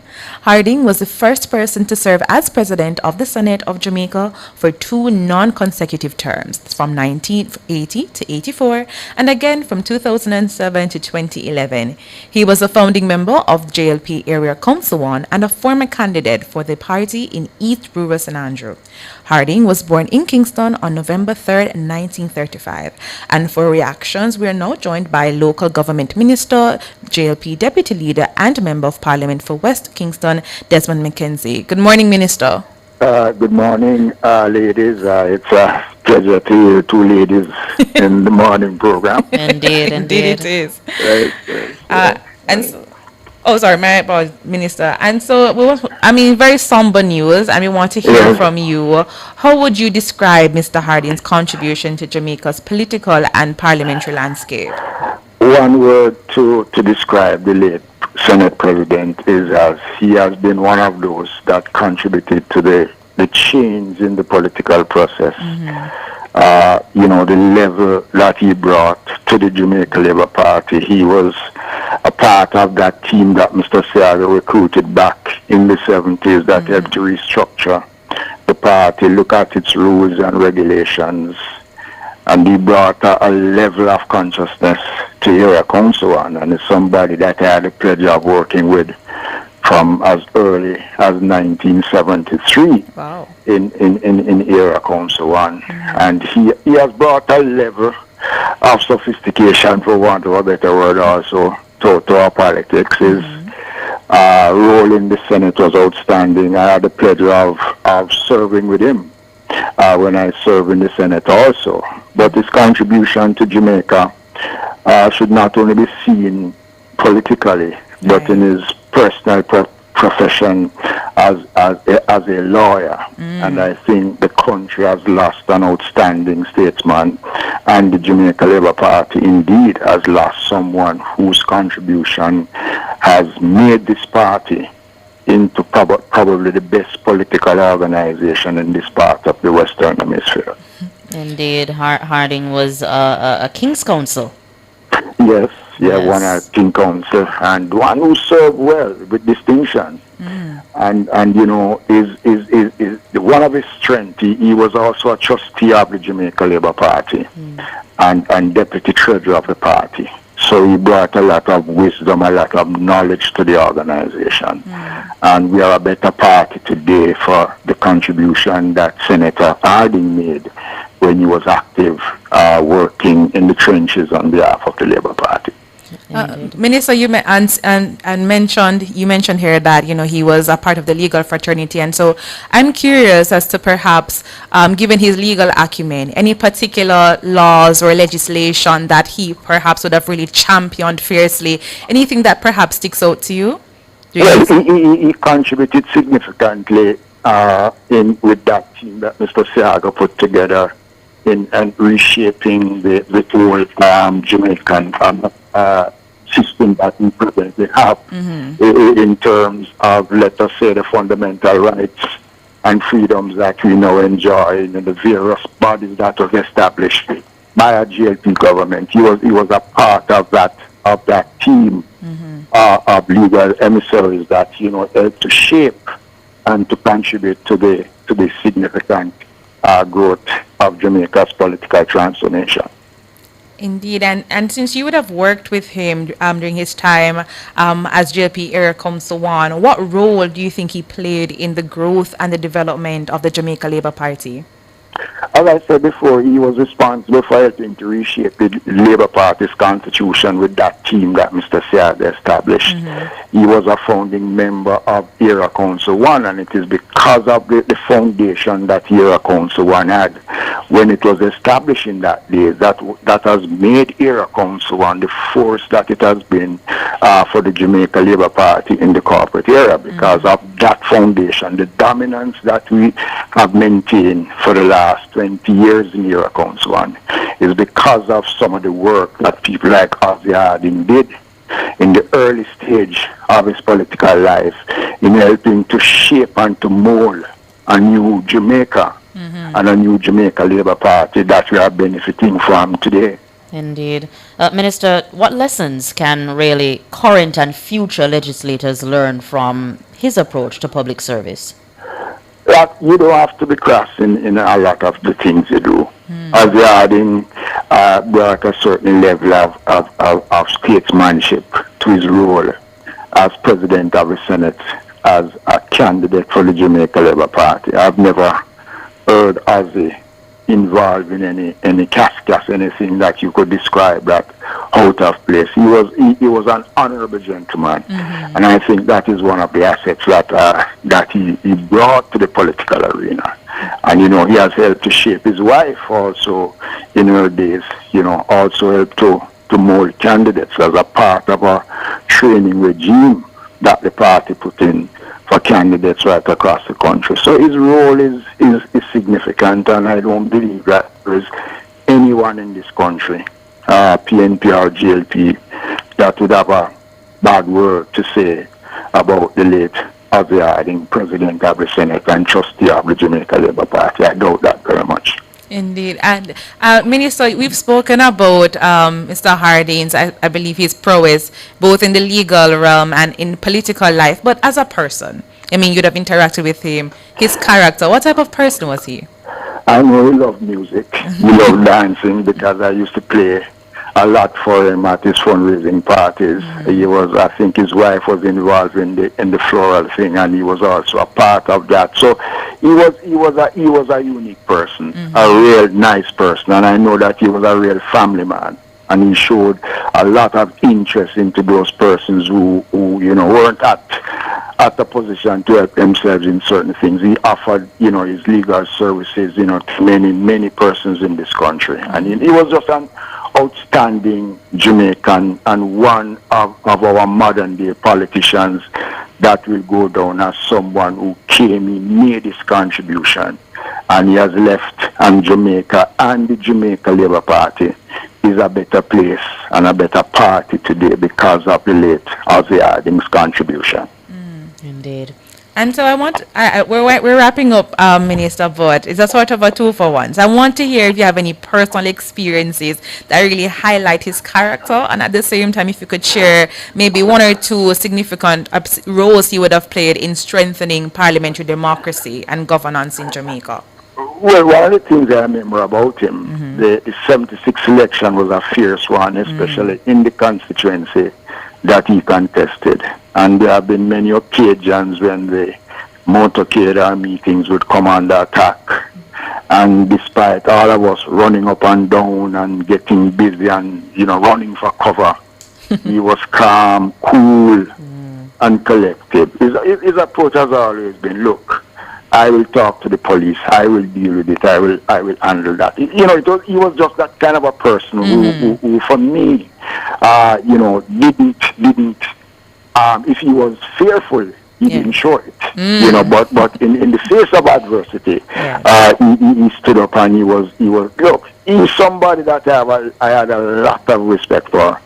I have worked with him for many years in the political campaign trail. As a matter of fact, it was because of working with him in Isua, St. Andrew, I had the opportunity of meeting Dr. Horace Chang, because Dr. Chang, who was then a student at the university, was quietly involved in the political movement, especially working with Oswald Harding, and that was how that relationship with Dr. Chang actually started, when he was a student at the University of the West Indies. Indeed. We've been speaking with Local Government Minister, JLP Deputy Leader and Member of Parliament for West Kingston, Desmond McKenzie. Thank you so much, Minister McKenzie. And thank you, ladies, for having me. And I think you are holding you on. So far, I don't think you need anybody else to come back. Indeed. Thank you so much, Minister. Thank you. Speaking on the passing of former Senate President Oswald Gaskell Harding, King's Counsel died at the age of 90 years old. More on the front page when we return.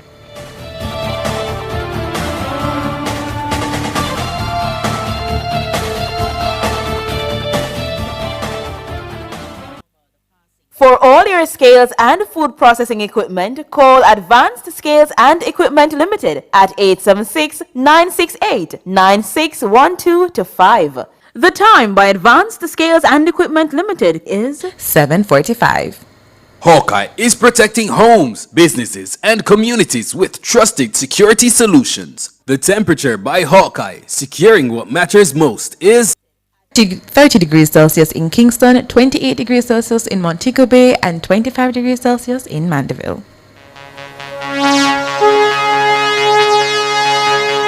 This is Nationwide's World Cup Team Profile. Brought to you by the UDC, making development happen.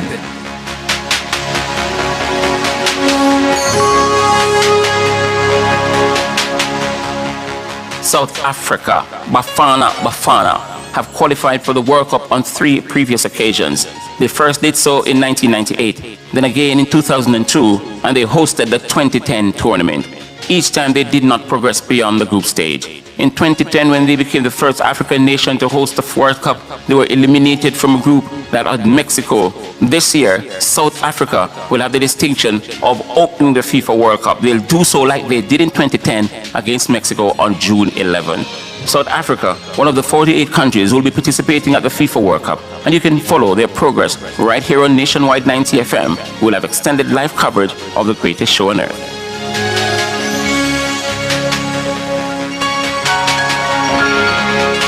That was Nationwide's World Cup Team Profile. Brought to you by the UDC, making development happen.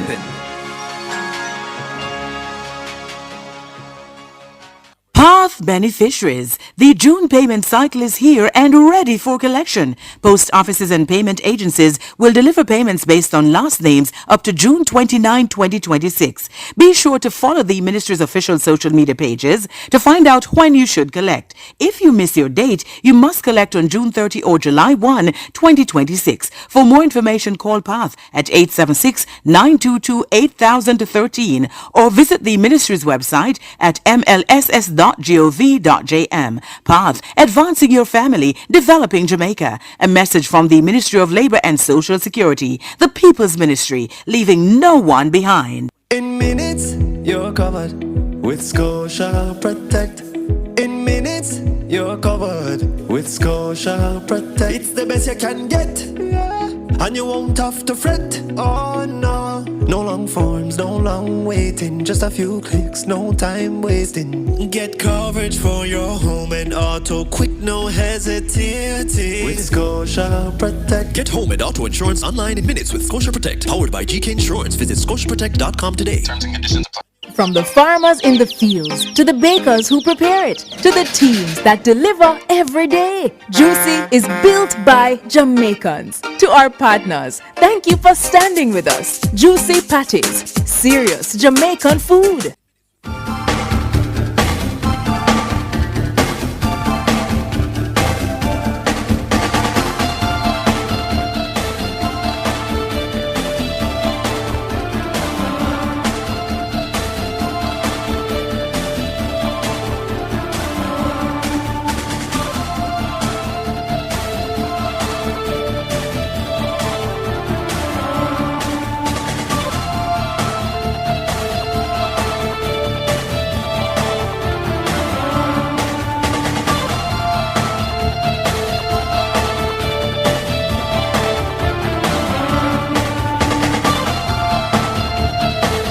I did in fact promise you more on our front page and we have more. This is a feel-good moment, an amazing moment, and we want to share it with you, our viewers or listeners. We want to share with the head girl of Park Mountain Primary School, top PEP student, Right, that's so. Jasania Beadle.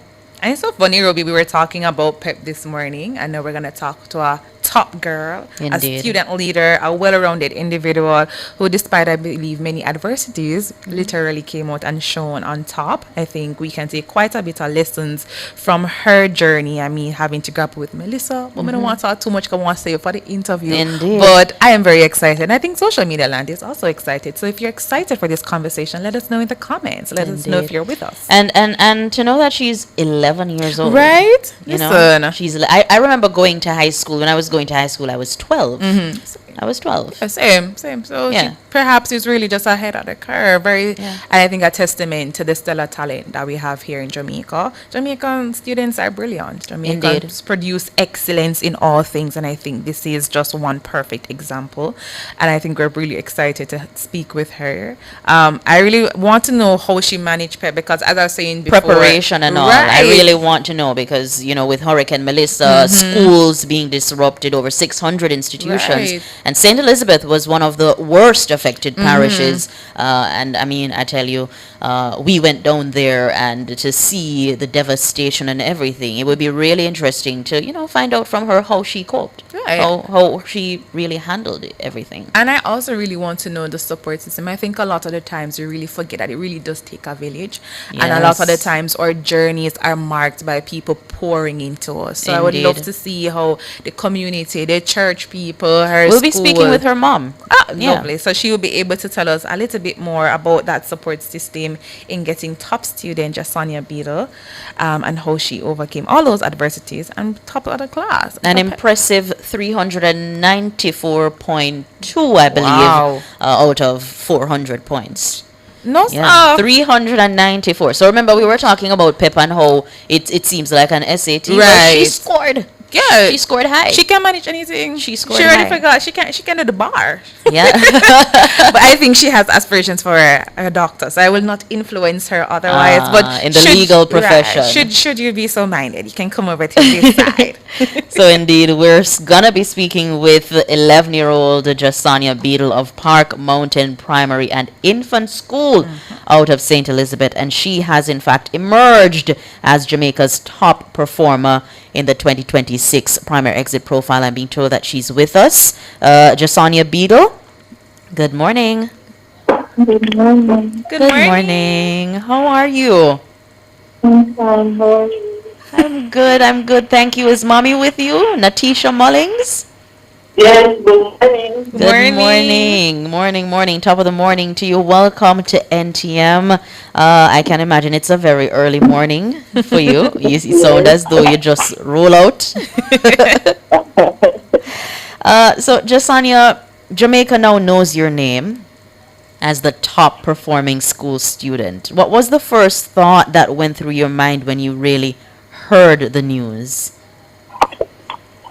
When I found out, I was shocked and I couldn't really believe it.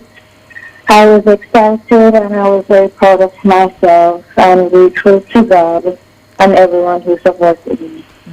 Indeed. And we're very proud of you, Jasania, but we're also very curious as to your journey. Tell us what it was like preparing for the exams from grade 4 to grade 6, especially in the wake of Hurricane Melissa.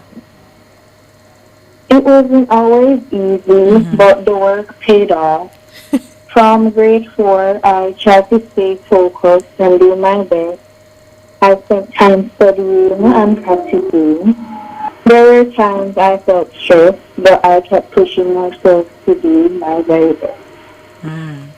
You seem very self-motivated, Jasania, like you're very focused, and because of that, we are also curious to know your study habits. Like, what did you do to help you achieve such excellent results? What is your strategy? I usually study every day for at least an hour. When I was studying, I watched pet practice videos. I reviewed past papers, and I also read my notes. And I especially practiced topics that I didn't fully understand. Did you do any extra lessons, Jasania? Oh, yes, I did. What were those Saturdays, Sundays? How was that for you? Can you repeat that? I was asking if those extra lessons were held on Saturdays, Sundays, after school. How was that process for you? Yes, in the weekdays I did extra lessons with my teachers, and on Saturdays I did it with my principal. No, but just on there, you're doing extra lessons, you're studying every day, you're doing past papers, watching. No, you're never tired. Yes, I was sometimes. But so how you kept yourself motivated despite you being tired? Can you repeat that? Sure, I wanted to know that since you would sometimes feel very tired and sometimes stressed, how did you keep motivated? My parents, my sisters, my aunts and uncles always, they encourage me to do my best, and my school family and friends pushed me to do better every day and kept me motivated. That's wonderful. Mommy, let's bring you in, Natisha Mullings, mother of Jasania Beadle, top performer. When you heard that your daughter was in fact the top performing primary school student in Jamaica, what did you do? You cry, you scream? What was your mood like, Mommy? Oh Lord, me, I was at work. But everybody keeps calling me and says the ministry says the top student is from Park Mountain. And they're saying, is it Jason? Is it Jason? And I'm saying, I'm not sure. I haven't heard any confirmation of it, so I'm not going to celebrate anything. But about there and then the principal called. Oh my God. Saying, Mommy, where are you? Anywhere you are, jump, scream, shout.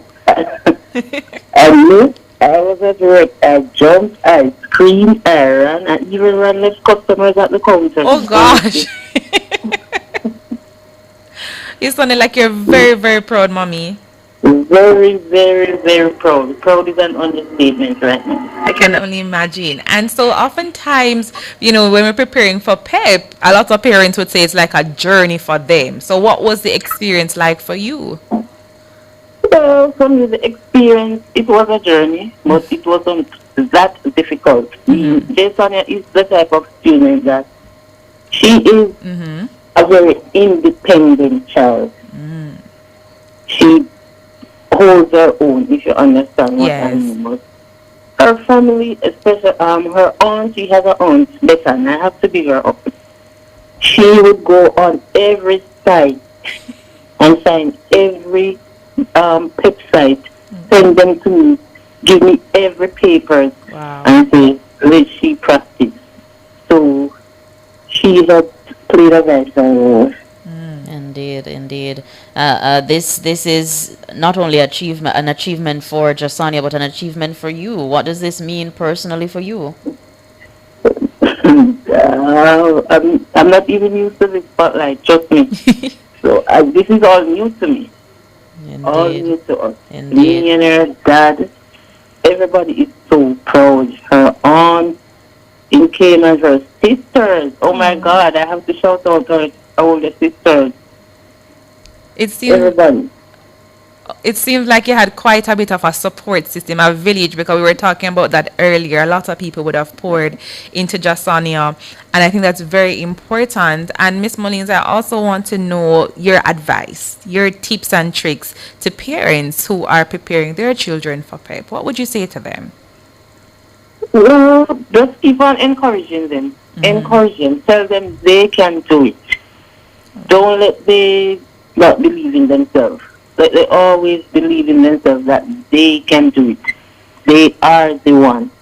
I understand, because every morning when Jason is off to school, normally I would tell her to repeat her daily affirmation. I am beautiful. I am smart. And I can do all things through Christ who strengthens me. That's her affirmation. Indeed. Jasania, you're going off to Hamptons. Yes. Was that your first choice? That was your first choice, so you got your first choice. You go, girl. You excelled. You're the top performing student. Congratulations. We can't tell you how much we're happy for you. We're proud of you. beating the odds. Because your school, Jasania, your school was damaged by the passage of Hurricane Melissa? And despite that, you have persevered and made yourself proud, your mommy proud, and all of Jamaica proud. Jasania, I think all of us in the studio just want to give you some virtual hugs through Radio Land. We are very, very proud of you. And congratulations again to you and your mommy. And kudos to the teachers, the principals. Yes, kudos. Mountain Primary and Infant School. Big up to the Keys, Miss Dennis, Miss Martin, Miss Kane Parchment, all the teachers who have impacted in your life, every single staff member up there, big up to you. Indeed. And I want to big up my community of Coker District. Coker District. Every single man, woman, boy and girl, so proud of her. Big up my mom and my dad. Indeed. Thank you so much, Natisha Mullings. Mommy of head girl, yes, at Park Mountain Primary School, and top PEP student, Jasania Beadle. It was a feel-good moment. It's really a feel-good moment. Thank you so much for joining us. Thank you for having us. All right. Amazing. Indeed, amazing.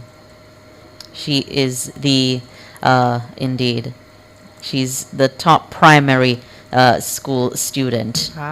394.2 out of 400 points. Indeed. All right. Thank you so much for listening. That's Front Page this morning.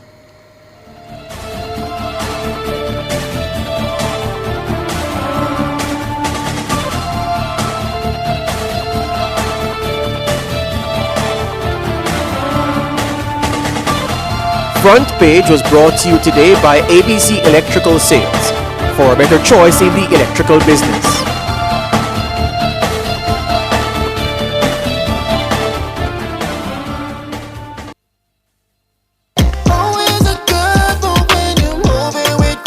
The time by Grace Good Move is 8:02. From the mountainside to seaside, countryside to townside, inside and outside, it's Across Jamaica this morning.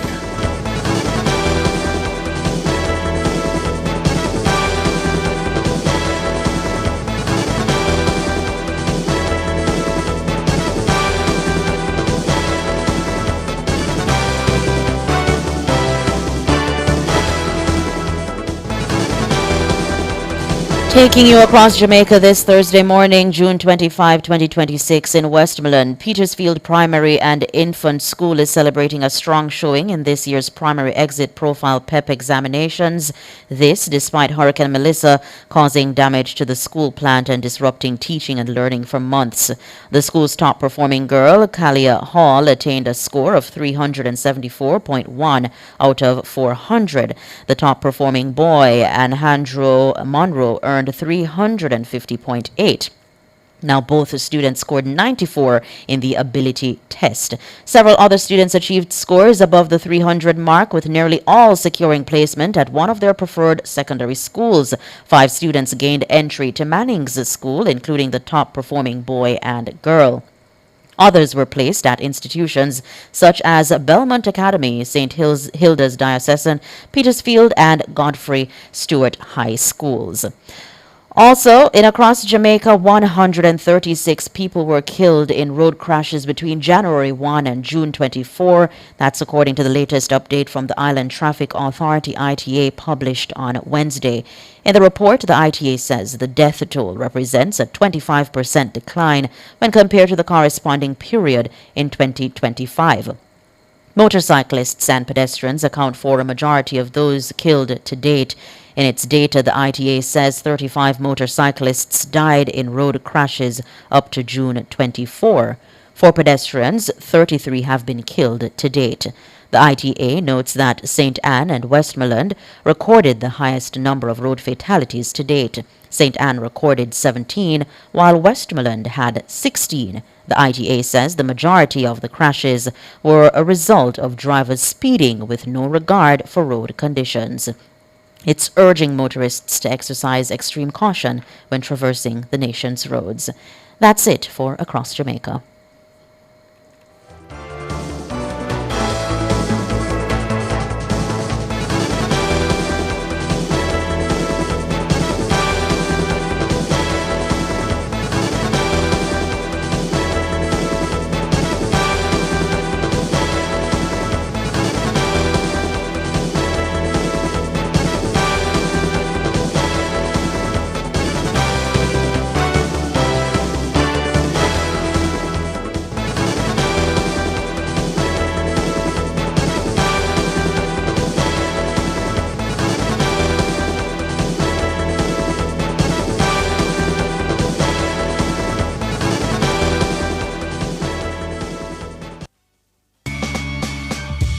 Power tool big to small. Chakama figure dig the wall. Up a Total Tools. Weed whacker figure trim the lawn. We have everything a job demand. Total Tools. We rent them, sell them and fix them. Also give Total Tools a call. When you say home improvement, landscape construction, a Total Tools are your option. Home improvement, landscape construction, Total Tools are your option. Total Tools located at 102 Main Street, Ocho Rios, 34 Slipe Road, Kingston. And lot C6 Jacksaw, Sentence Bay. Call us today.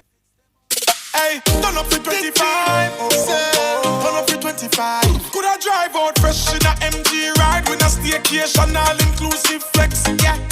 I touch a million cash. Yes. Smart TV, PS5, and home upgrade. Turn up your winning system with Digicel. Sign up or switch to postpaid or Digicel Plus. Buy a SIM. Top up with 5 bills or more. Buy a 7-day plan or higher. A smartphone deal or just pay your bill. Authorized under Section 58.3 of the Betting, Gaming and Lotteries Act. Promotion period June 24 to September 5, 2026. Visit DigicelJamaica.com for terms and conditions. Mark your calendar for Thursday, June 25 from 10 a.m. to 1 p.m. Cliff Hughes Online will broadcast live from the Darlaston Holiness Christian Church in Darlaston, Westmoreland. That's where the Ministry of Local Government and Community Development and the Social Development Commission will make their 4th stop to officially hand over grants to 99 churches in Westmoreland as part of the government's $75 million Community Church Cleanup and Restoration Initiative launched after Hurricane Melissa. In total, this initiative will benefit 420 churches across St. Elizabeth, Westmoreland, St. James, Trelawney, and Hanover. So tune in to Cliff Hughes Online Thursday, June 25 from 10 a.m. to 1 p.m. for the Community Church Cleanup and Restoration Initiative Grant Ceremony. Catch this and so much more on our YouTube channel at NNN Live Radio or keep your stations locked to Nationwide 90 FM, the new revolution in media. Hear my cry, oh Lord, attend unto my prayer. Building Blocks is brought to you by the Contractor Center, providing solutions to everyday challenges.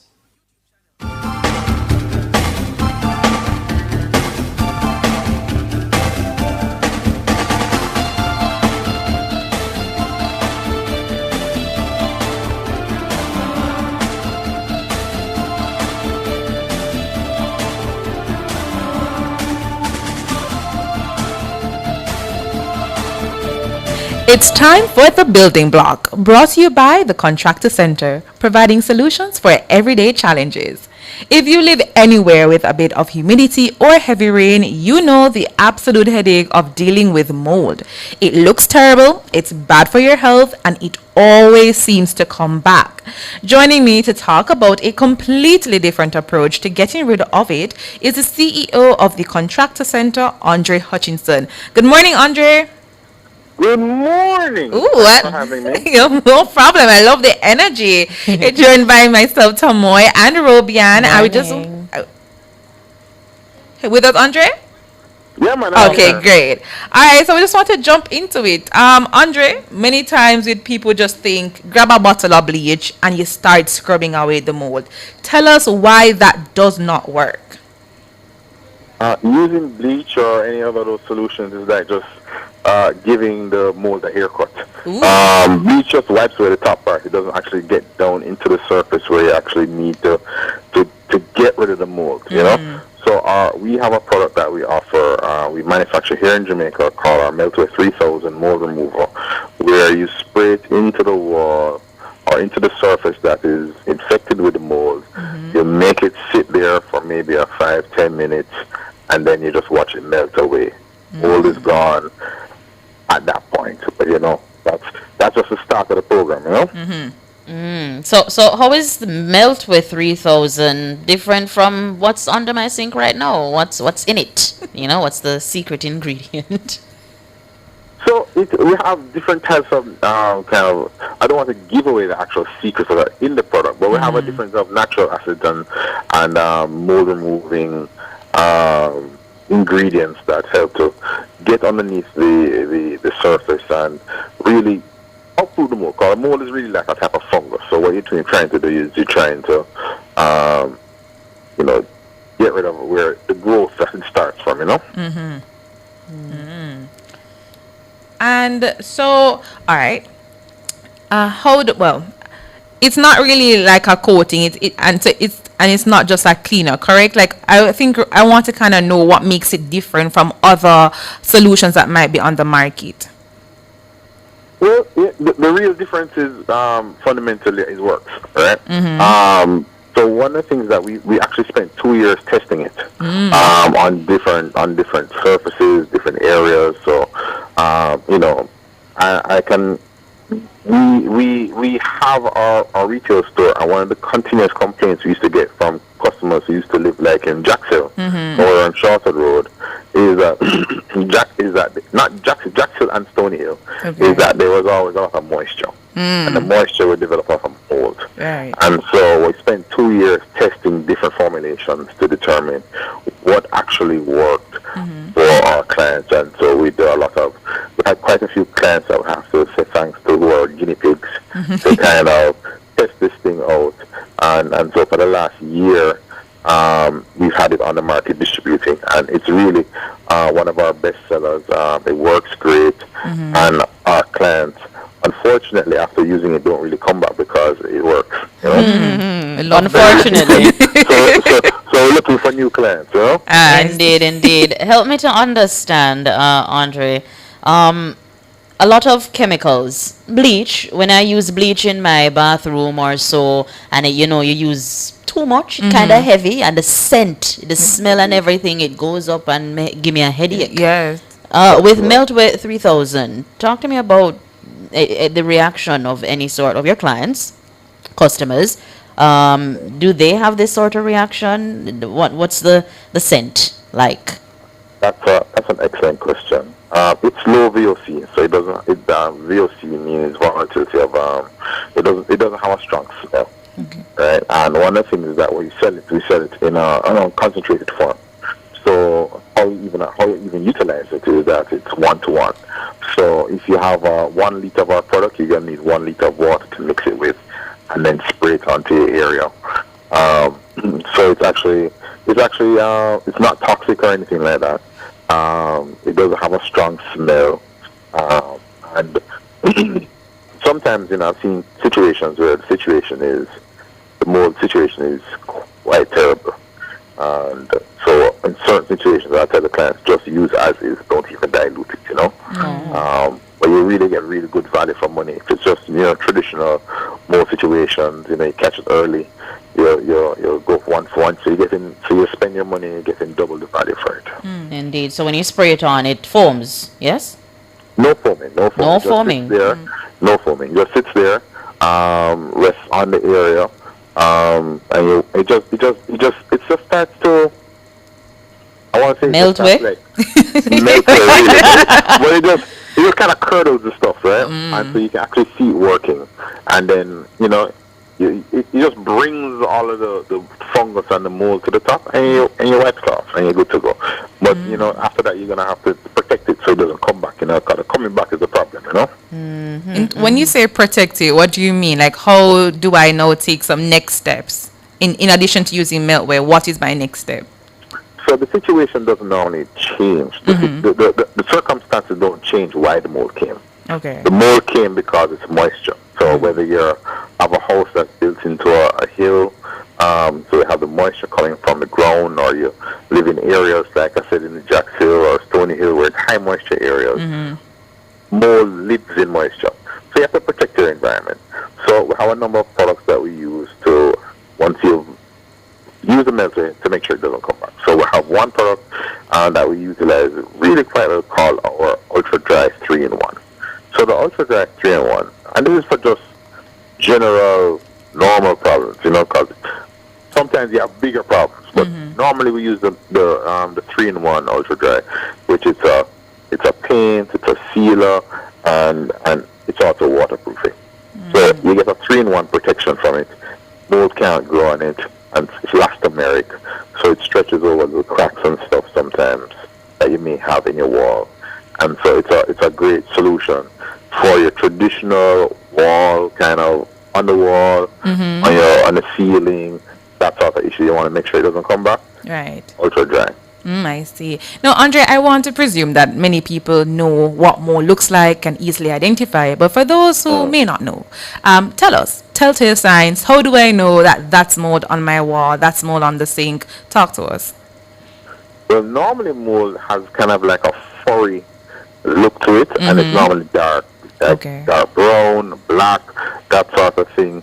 And so normally the first telltale sign that you could have a mold issue developing is normally when you see like bulge in your paint, right? So you'll see like a little moisture, like the paint is lifting up off of the wall, or even sometimes you see some flaking in your ceiling, and you're like, okay, there's a moisture issue, and so unchecked, that then develops into mold. So those are the telltale signs that you need to look in your home to see that, okay, there might be a problem there. I need to address that. Okay. Indeed. For the Meltway 3000, you have different sizes of in bottles. You have Yes, absolutely. So we have 1 liter, which is generally for most households. They will come and buy their 1 liter, depending on how much mold they're trying to fight. A more popular one that most people buy is our 1 gallon. So we sell more 1 gallons than 1 liters, because, like I said, we're in Shorter Road. Issues that our clients have in surrounding areas generally need a 1 gallon or 2 gallons to address it, you know? And in terms of accessibility, Andre, can I find it in my regular supermarket? Where do people find the products? Well, we don't have as wide a distribution as we'd like, but we try our best to distribute wherever you are. Okay. So we're at the Contractor Center, 26 Shorter Road, Kingston 8. But more importantly, wherever you are in Jamaica, we can deliver. And we deliver via our WhatsApp number, which is 876-213-3982.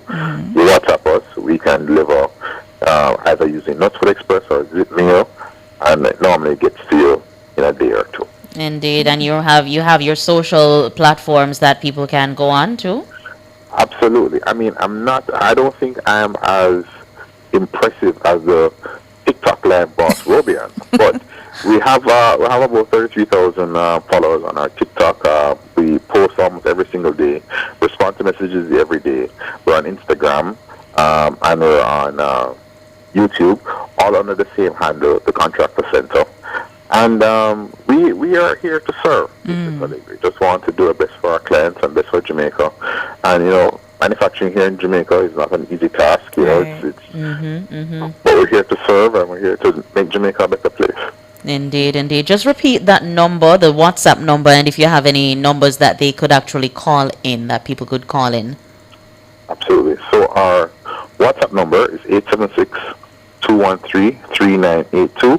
WhatsApp and WhatsApp only. Just send the messages, and we will respond right away, and we can organize. And ideally, when it's talking about mold, send some pictures as well, so we can help diagnose the problem for you as well. Okay.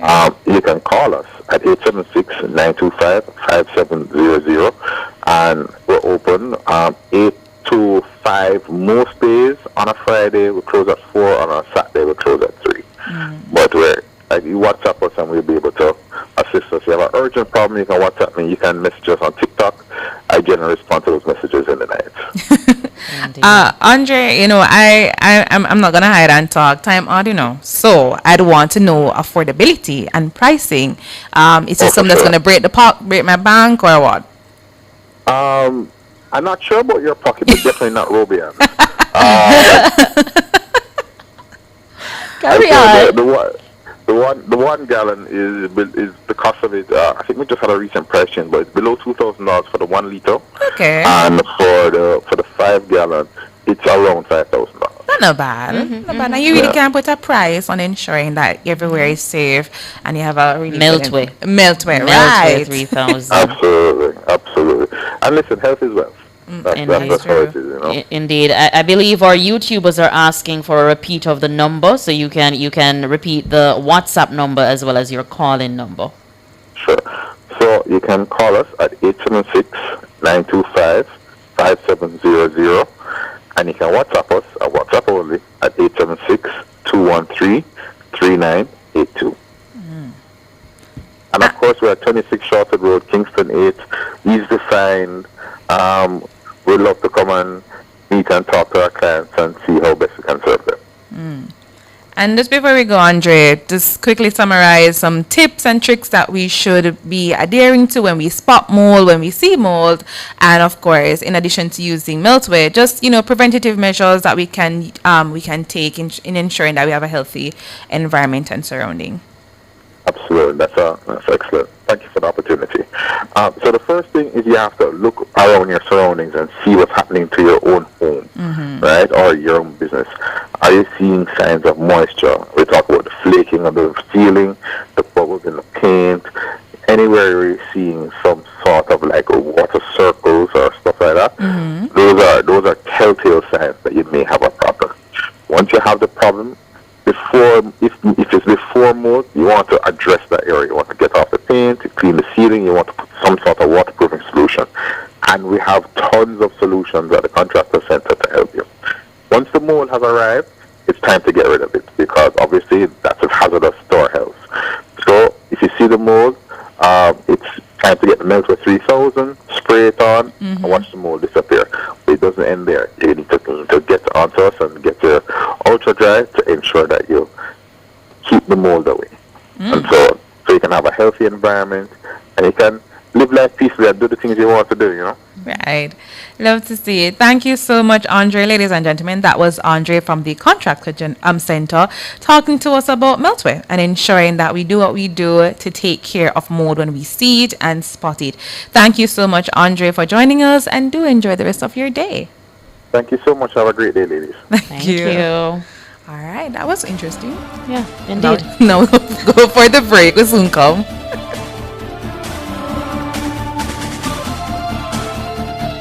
Building Blocks was brought to you by the Contractor Center, providing solutions to everyday challenges. You're listening to Nationwide 90 FM. The time is 8:22. Fontana Pharmacy has a wide variety of items from pharmaceuticals, household, cosmetics, toys, and more. The temperature by Fontana Pharmacy. It's all good inside is 30 degrees Celsius in Kingston, 29 degrees Celsius in Montego Bay, and 26 degrees Celsius in Cool Mandeville. Imagine designing something unique, something personal, something bigger than just a dream. A reality designed by you, just for you. With Sagicor Lifestyle Approved Retirement Scheme, you can design the life you want to live. With tax-deferred savings of up to 20% of your income, you'll have the opportunity to do what you've always wanted to do. A reality designed by you. Call 888 Sagicor today. Conditions apply.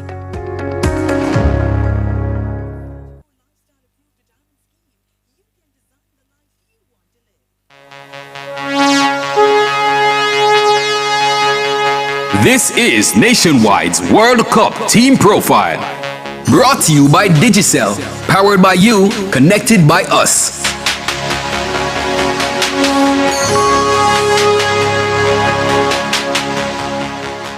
Morocco, the current African champions. They have a distinguished FIFA World Cup history, highlighted by their historic 2022 run in Qatar, where they reached the semi-finals of the tournament, becoming the first African and Arab nation so to do.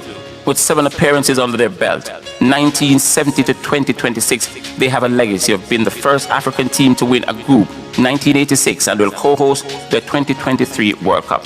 Morocco, one of the 48 teams, will be participating at the FIFA World Cup finals, and you can follow their progress right here on Nationwide 90 FM, who will have extended live coverage of the greatest show on earth. That was Nationwide's World Cup Team Profile. Brought to you by Digicel. Powered by you, connected by us. The JTA Sagicor National Athletics Championships, Friday, June 26, Saturday, June 27 at 10 a.m. Hi, I'm Shanoya Douglas, and the 200-meter World Championship silver medalist, patron of this year's JTA Sagicor National Athletics Championships. Join me as we cheer on Jamaica's future stars. Don't miss the excitement on the track, plus to heat things up even more, live entertainment by Lali. It all starts here. See you there. Data Protection Matters is brought to you by Design Privacy. We help you comply and build trust.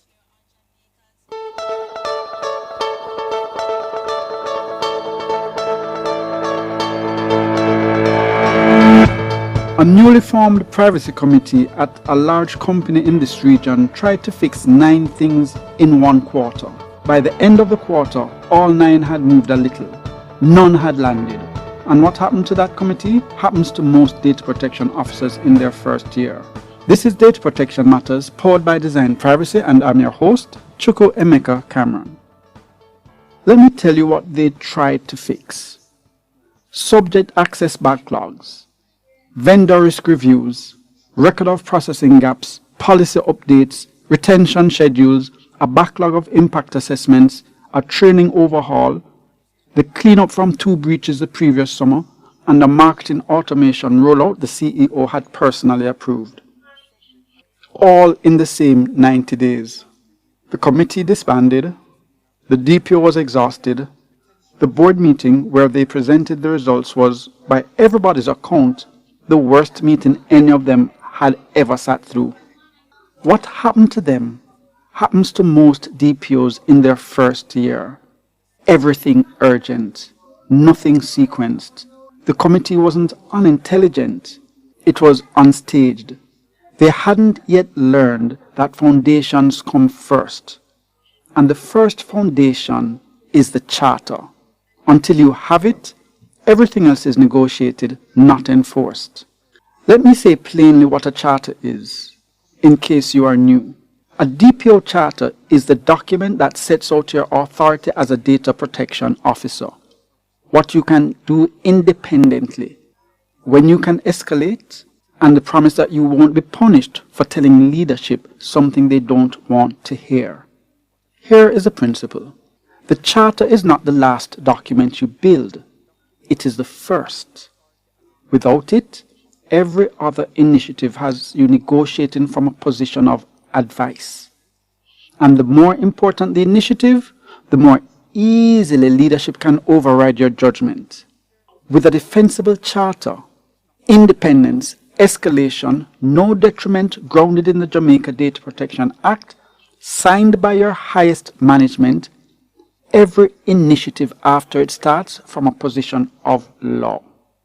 The committee that fails at 9 things in a quarter started at the top of the to-do list. The one that succeeds at 3 started with the charter. Foundation first, then sequence, then execution.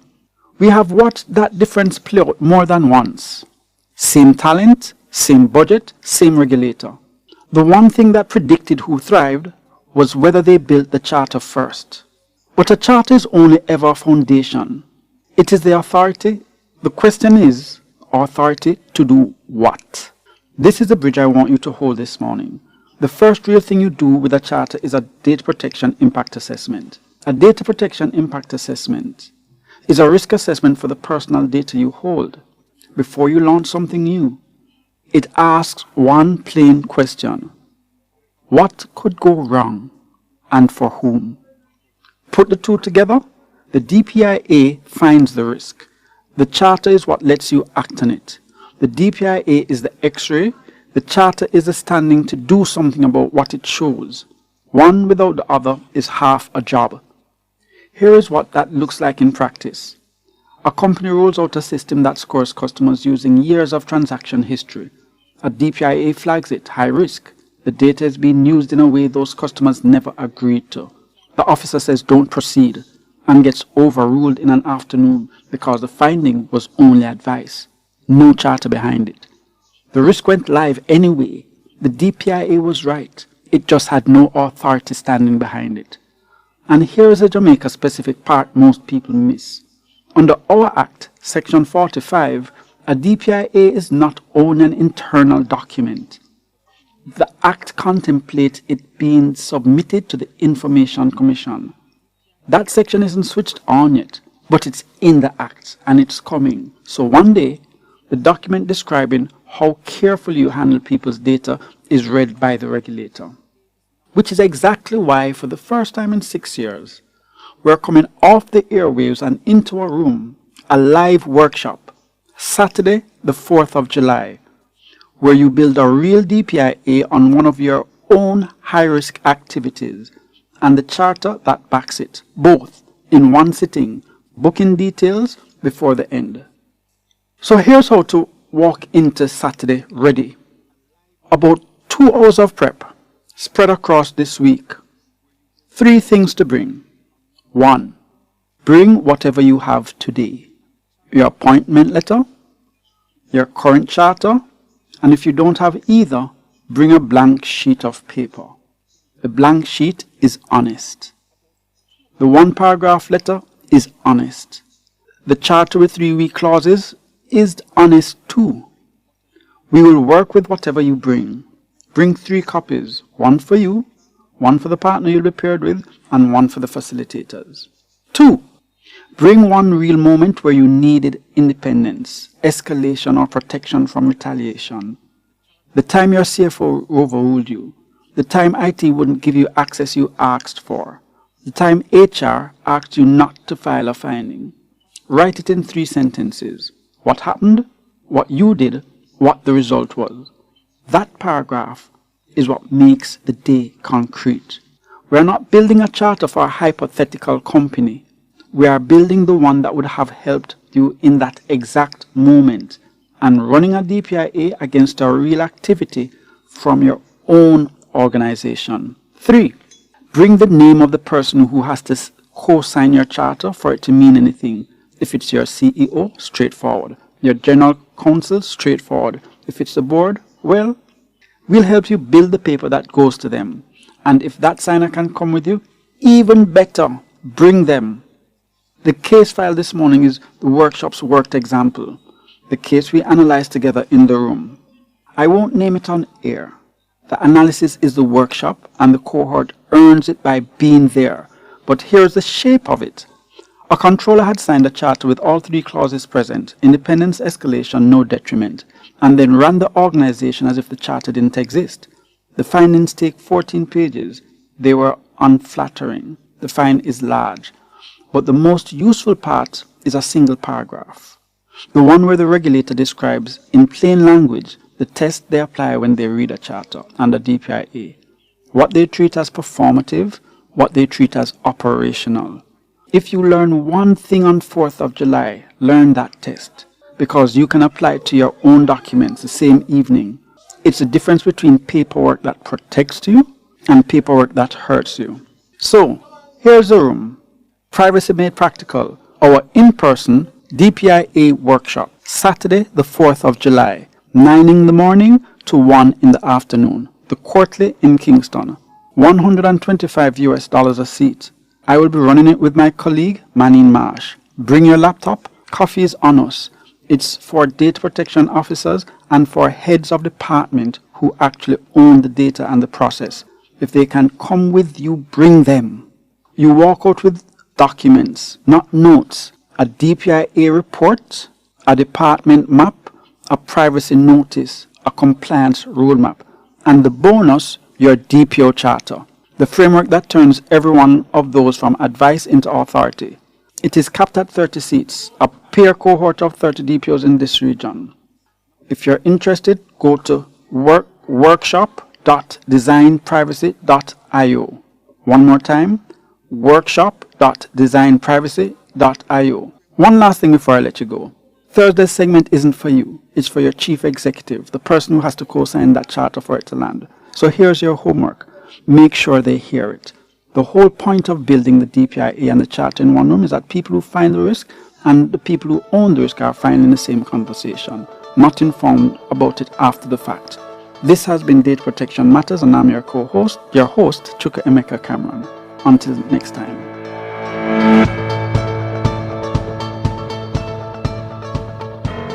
Data Protection Matters was brought to you by Design Privacy. We help you comply and build trust. Rebuild with the standards. Rebuild with confidence. Test your blocks, concrete, cement, aggregates, and other building materials at the Bureau of Standards Jamaica. The BSJ, building a nation, test by test. The time by the BSJ is 8:35.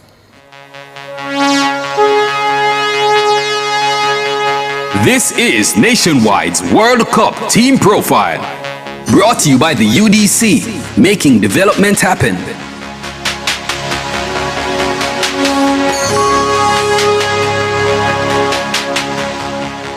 South Africa, Bafana, have qualified for the World Cup on 3 previous occasions. They first did so in 1998, then again in 2002, and they hosted the 2010 tournament. Each time they did not progress beyond the group stage. In 2010, when they became the first African nation to host the World Cup, they were eliminated from a group that had Mexico. This year, South Africa will have the distinction of opening the FIFA World Cup. They'll do so like they did in 2010 against Mexico on June 11. South Africa, one of the 48 countries, will be participating at the FIFA World Cup, and you can follow their progress right here on Nationwide 90 FM. We'll have extended live coverage of the greatest show on earth.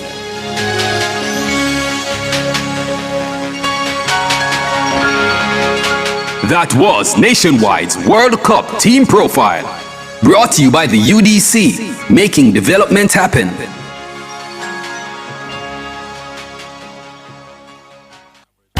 Super Center, everything for your home and more. Bring back the fun of shopping. Discover the best finds in every aisle of amazing items. For your kitchen, your living room, your bedroom, or any room, Azan Supercenter has that perfect touch to elevate your space to the next level. Our team is ready to help you find what you are looking for you or someone else. So stop by our Crossroads store today and rediscover the fun of shopping. Azan Supercenter, it's a lifestyle. It's a lifestyle. Whether you're heading back to school or pursuing new qualifications, at JMMB Bank, graduate loan covers your tuition and related expenses with one unsecured loan, flexible repayment terms, and up to 7 years to repay. It's your time to shine. Apply today at jmmb.com. Conditions apply. Path beneficiaries. The June payment cycle is here and ready for collection. Post offices and payment agencies will deliver payments based on last names up to June 29, 2026. Be sure to follow the Ministry's official social media pages to find out when you should collect. If you miss your date, you must collect on June 30 or July 1, 2026. For more information, call Path at 876-922-8013 or visit the Ministry's website at mlss.gov.jm. Path, advancing your family, developing Jamaica. A message from the Ministry of Labor and Social Security, the People's Ministry, leaving no one behind.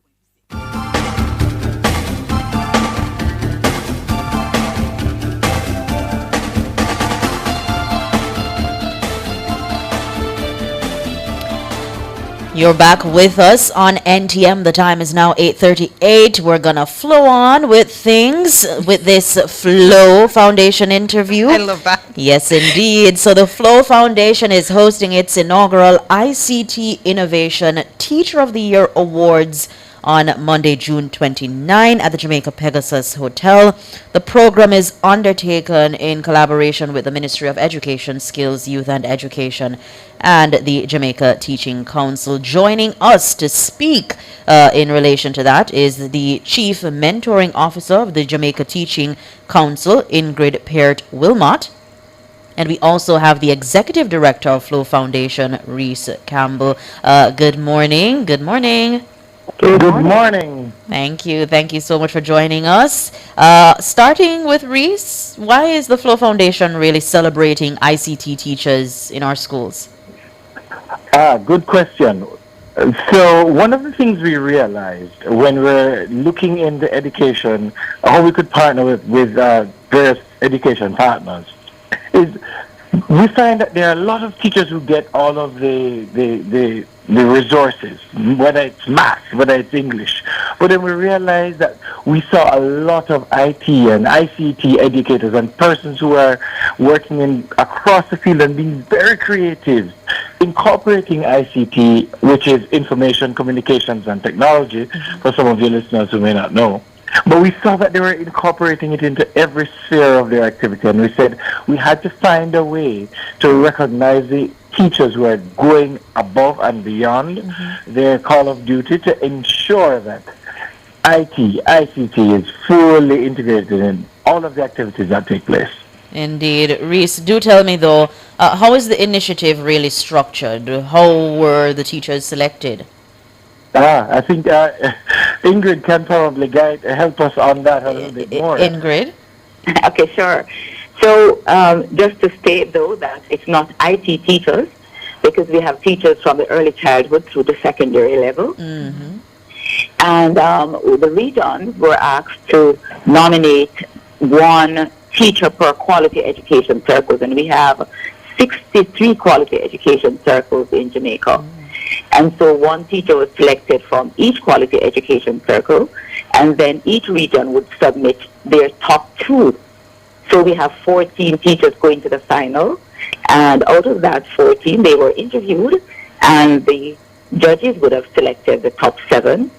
Then the top 7, the schools were visited, and the principal, PTA president, students, and the teachers were interviewed again, and also the classrooms were recorded, video recorded, and then a second panel of judges would come in, look at those, and from that total of 7, the top 3 have been selected. But this sounds like a real process. Like, how long did this take? Oh boy, we've been talking about this for a while, Ingrid, from about January of this year. Yes. We would have started the entire process. Actually, even before. So we recognized some teachers last year in ICT education, and then that's when Ingrid found her way to make contact with me and say, "Listen, Reese, we have to take this to the next level, and we want this thing to be big." So I said, "Sure." And we started that iterative process in the latter part of 2025, and it just kind of took us over into 2026. And Ingrid, tell me, what does this initiative really mean for our teachers? How has it really helped to inspire our teachers? Certainly. One of the things that we know is we have some really great unsung heroes out there in named educators who've been doing a superb job.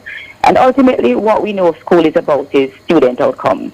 What do we do to ensure that the ministry's mantra of no child left behind is really realized? And so in the age of the 21st century, we're looking at ICT not as an add-on, but a part of the daily activity of education. And so to find teachers who are really innovating in interesting places in Jamaica, because as I indicated earlier, we've gone through the 7 regions, which it means all parishes right across the country. And to, just identify teachers who are doing a really marvelous job to get their students to learn. And we know that the digital space is where our children are born. This era is the digital space for our children, just speaking the language that they know and are comfortable with. Exactly. But it's not just about having the resources, because we can have all the smart board, the laptops, etc. But it's a matter of how do we use what we have to reach all our students. So true. Right. Yeah. And the response, I can imagine, has been good coming from the teachers. Of course, of course, of course. And what is interesting is that nobody knows the top 3, and nobody will know the top 3, excepting the judges, of course, until Monday at the Pegasus. So, the kind of anticipation. And I think one of the things that Reese maybe would jump onto is to talk about the ICT masterclass. Yes. One of the things that we've recognized is we want to get a lot of the input, a lot of the lessons learned from our respective persons. We want to give them the opportunity to share it, not just with the persons in their school, but within their region, within their QEC, and we're hopefully looking to see how we can even get some of these teachers to have a master class for anyone who's interested, any teacher who's interested in Jamaica, to attend. And this is a key part of what we realized at the end of the process, that there are things that are happening, and perhaps you could be inspired by hearing what another teacher is doing in another region. So and they're disparate. They're disparate amounts of connectivity. We understand that. But one of the things that we are aiming to do, more specifically from the Flow Foundation, is to see how best we can ensure that the schools that enter have the resources to be able to enhance and kick up their innovation, ensure that they can get more ICT integrated in their learning. And ICT, as Ingrid said, is not just connectivity. We tend to think it's just being connected on the internet. It's more than that. It's how do you use something that is basic or considered basic amongst what we have here or what we require as a Jamaican society. How do we use that and really take it to the next level beyond the connectivity? How do we use connectivity to become more competitive? Indeed, and on that note, I want just to ask, what further support would you say ICT teachers could really benefit from? I'll let Ingrid start and then I'll jump in after. Sure. So when we talk about ICT, we're looking at it from the angle of the teacher. We're in an era where we don't find the answer and cover our books. We're in the era of, I found the answer, come let me show you. Let's look at something that works. So we look at effective practices. We look at what works in one space. And one of the things that my CEO often refers to, Dr. Winston Gordon would normally say is that you have to look beyond your individual space and look at the big picture of where education is going. And the idea is it's not my school, your school, it's our education system. And so we have to look at how we work together to ensure that no child is left behind. But in the same space, we have to also look at how, as a council, we upskill our teachers because we can't give what we don't have. So we have to now look at how teachers collaborate to ensure that no teacher is left behind, because we're all in this together for the big picture of making Jamaica the place to live, work, do business, raise our families. And we have to now recognize the role of ICT in this big picture. And just before you run, Ingrid and Reese, tell us the prizes and the opportunities that the teachers will be winning. Oh, that's me, all right. That's me, all right, and I'm super excited to do that. So the winner will get an all-expense trip to the Caribbean Association of National Telecommunications Operators, CANTO, which is the premier opportunity in the ICT ecosystem for anybody. It's not just teachers. So what is so interesting for it as a teacher is that you will have the opportunity to meet literally with telecommunications operators. You'll have the opportunity to speak and hear from all of the persons who are dealing with ICT, managed services, ministers of government, regulators. So it is a really great opportunity to network, to understand more specifically what is what's happening in the ICT ecosystem. Additionally, the winner will receive some kind of ICT connectivity intervention for their school. I have to say it like that because, again, we have disparate levels of connectivity across all of the schools. Right. Some people may have a computer lab already and they may not need a computer lab. Some people might need one, you know. So what we've decided to do is that we're going to look at the winner's individual case and then tailor something for the school. And the second place winner will also get to go to Canto, but they will have a reduced amount of connectivity or a package for their school. So we have to ensure that we have divided it up. We also have a People's Choice Award, and that People's Choice Award, if you go on our Flow Jamaica Instagram page, you can watch all 7 finalists, and you can like one, your favorite, and that will count as a vote. Ah, lovely. Flow, Nick, could you just say that again? Flow Jamaica? Yes, Flow Jamaica. So it's at Flow Jamaica. All you have to do is go in Instagram and type Flow Jamaica. I'm doing that now to see what's going on over there. Okay, I'm seeing the videos. Yeah. And so there are 7 finalists. Yes. One from each region. Yes. And while Ruby likes, shares, and comments, we just want to thank you so much, Reese and Ingrid, for talking to us today. That's Ingrid Peart-Wilmot, Chief Monitoring Officer of Jamaica Teaching Council, and Reese Campbell, Executive Director of Flow Foundation, as we get ready for the inaugural ICT Innovation Teacher of the Year Awards. Thank you so much, Reese and Ingrid, and please do enjoy the rest of your day. Thank you too. Thanks for having us. Bye-bye. Bye-bye. Interesting times. I look forward to see who is the winner. It should be one teacher. Don't it? Yeah. Talk One more truth. after the break, right? Yes. We'll soon come.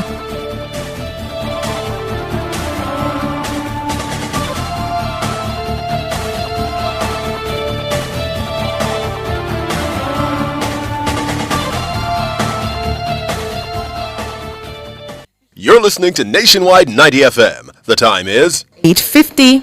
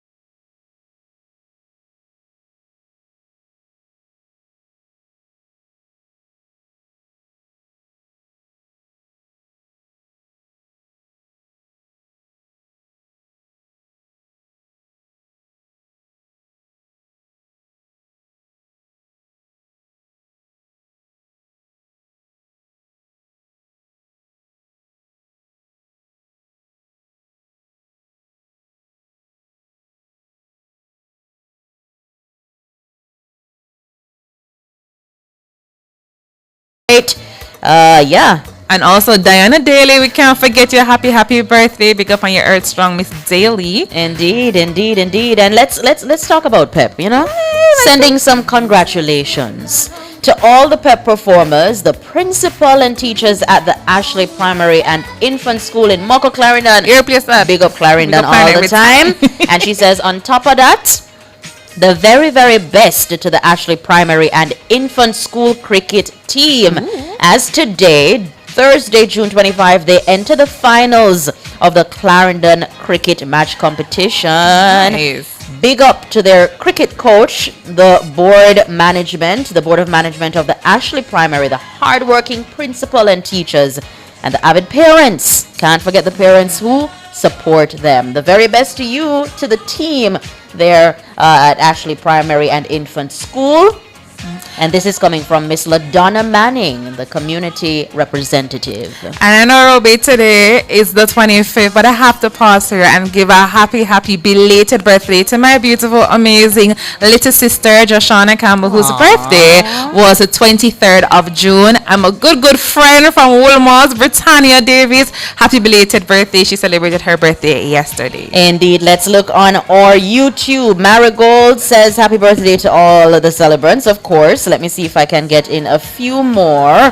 Happy birthday, Reverend Dr. Robert Barr. Yeah. The Wesleyan Holiness Church family, 16 Mannings Hill Road, celebrates you today.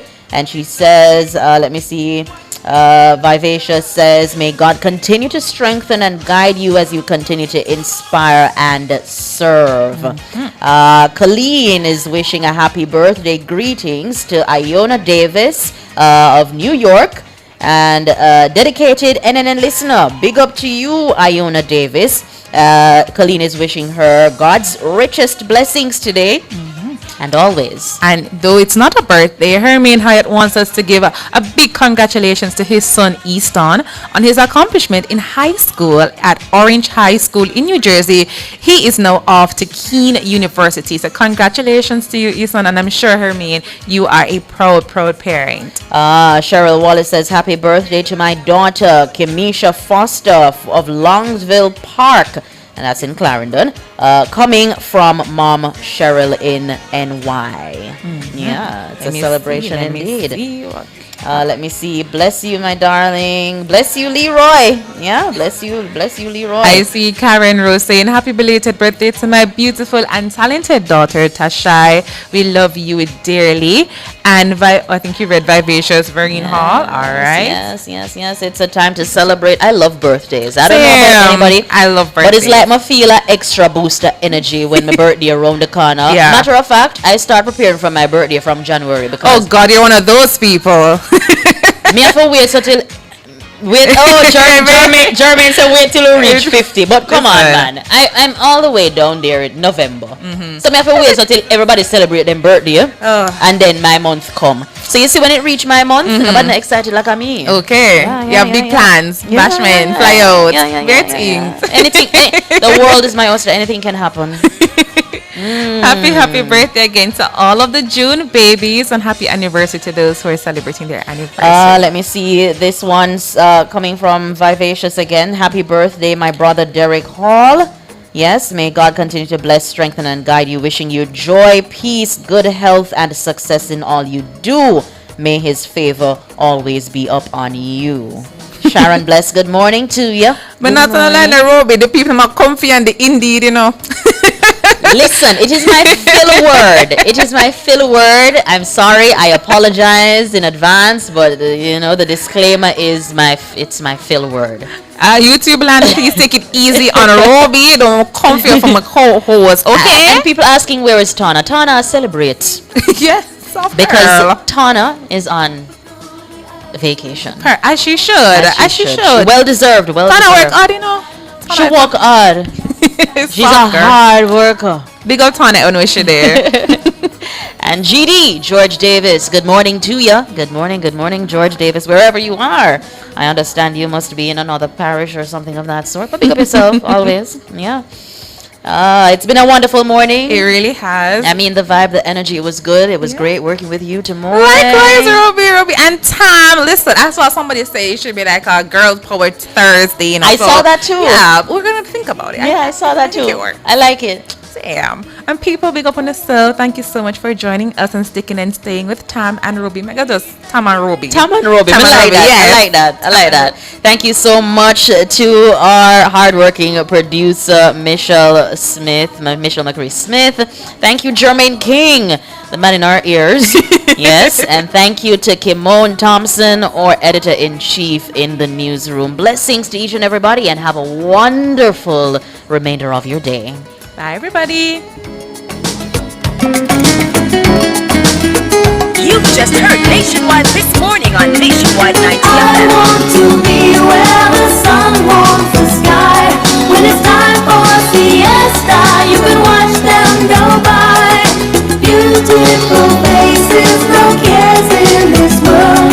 Where a girl loves a boy and a boy loves a girl.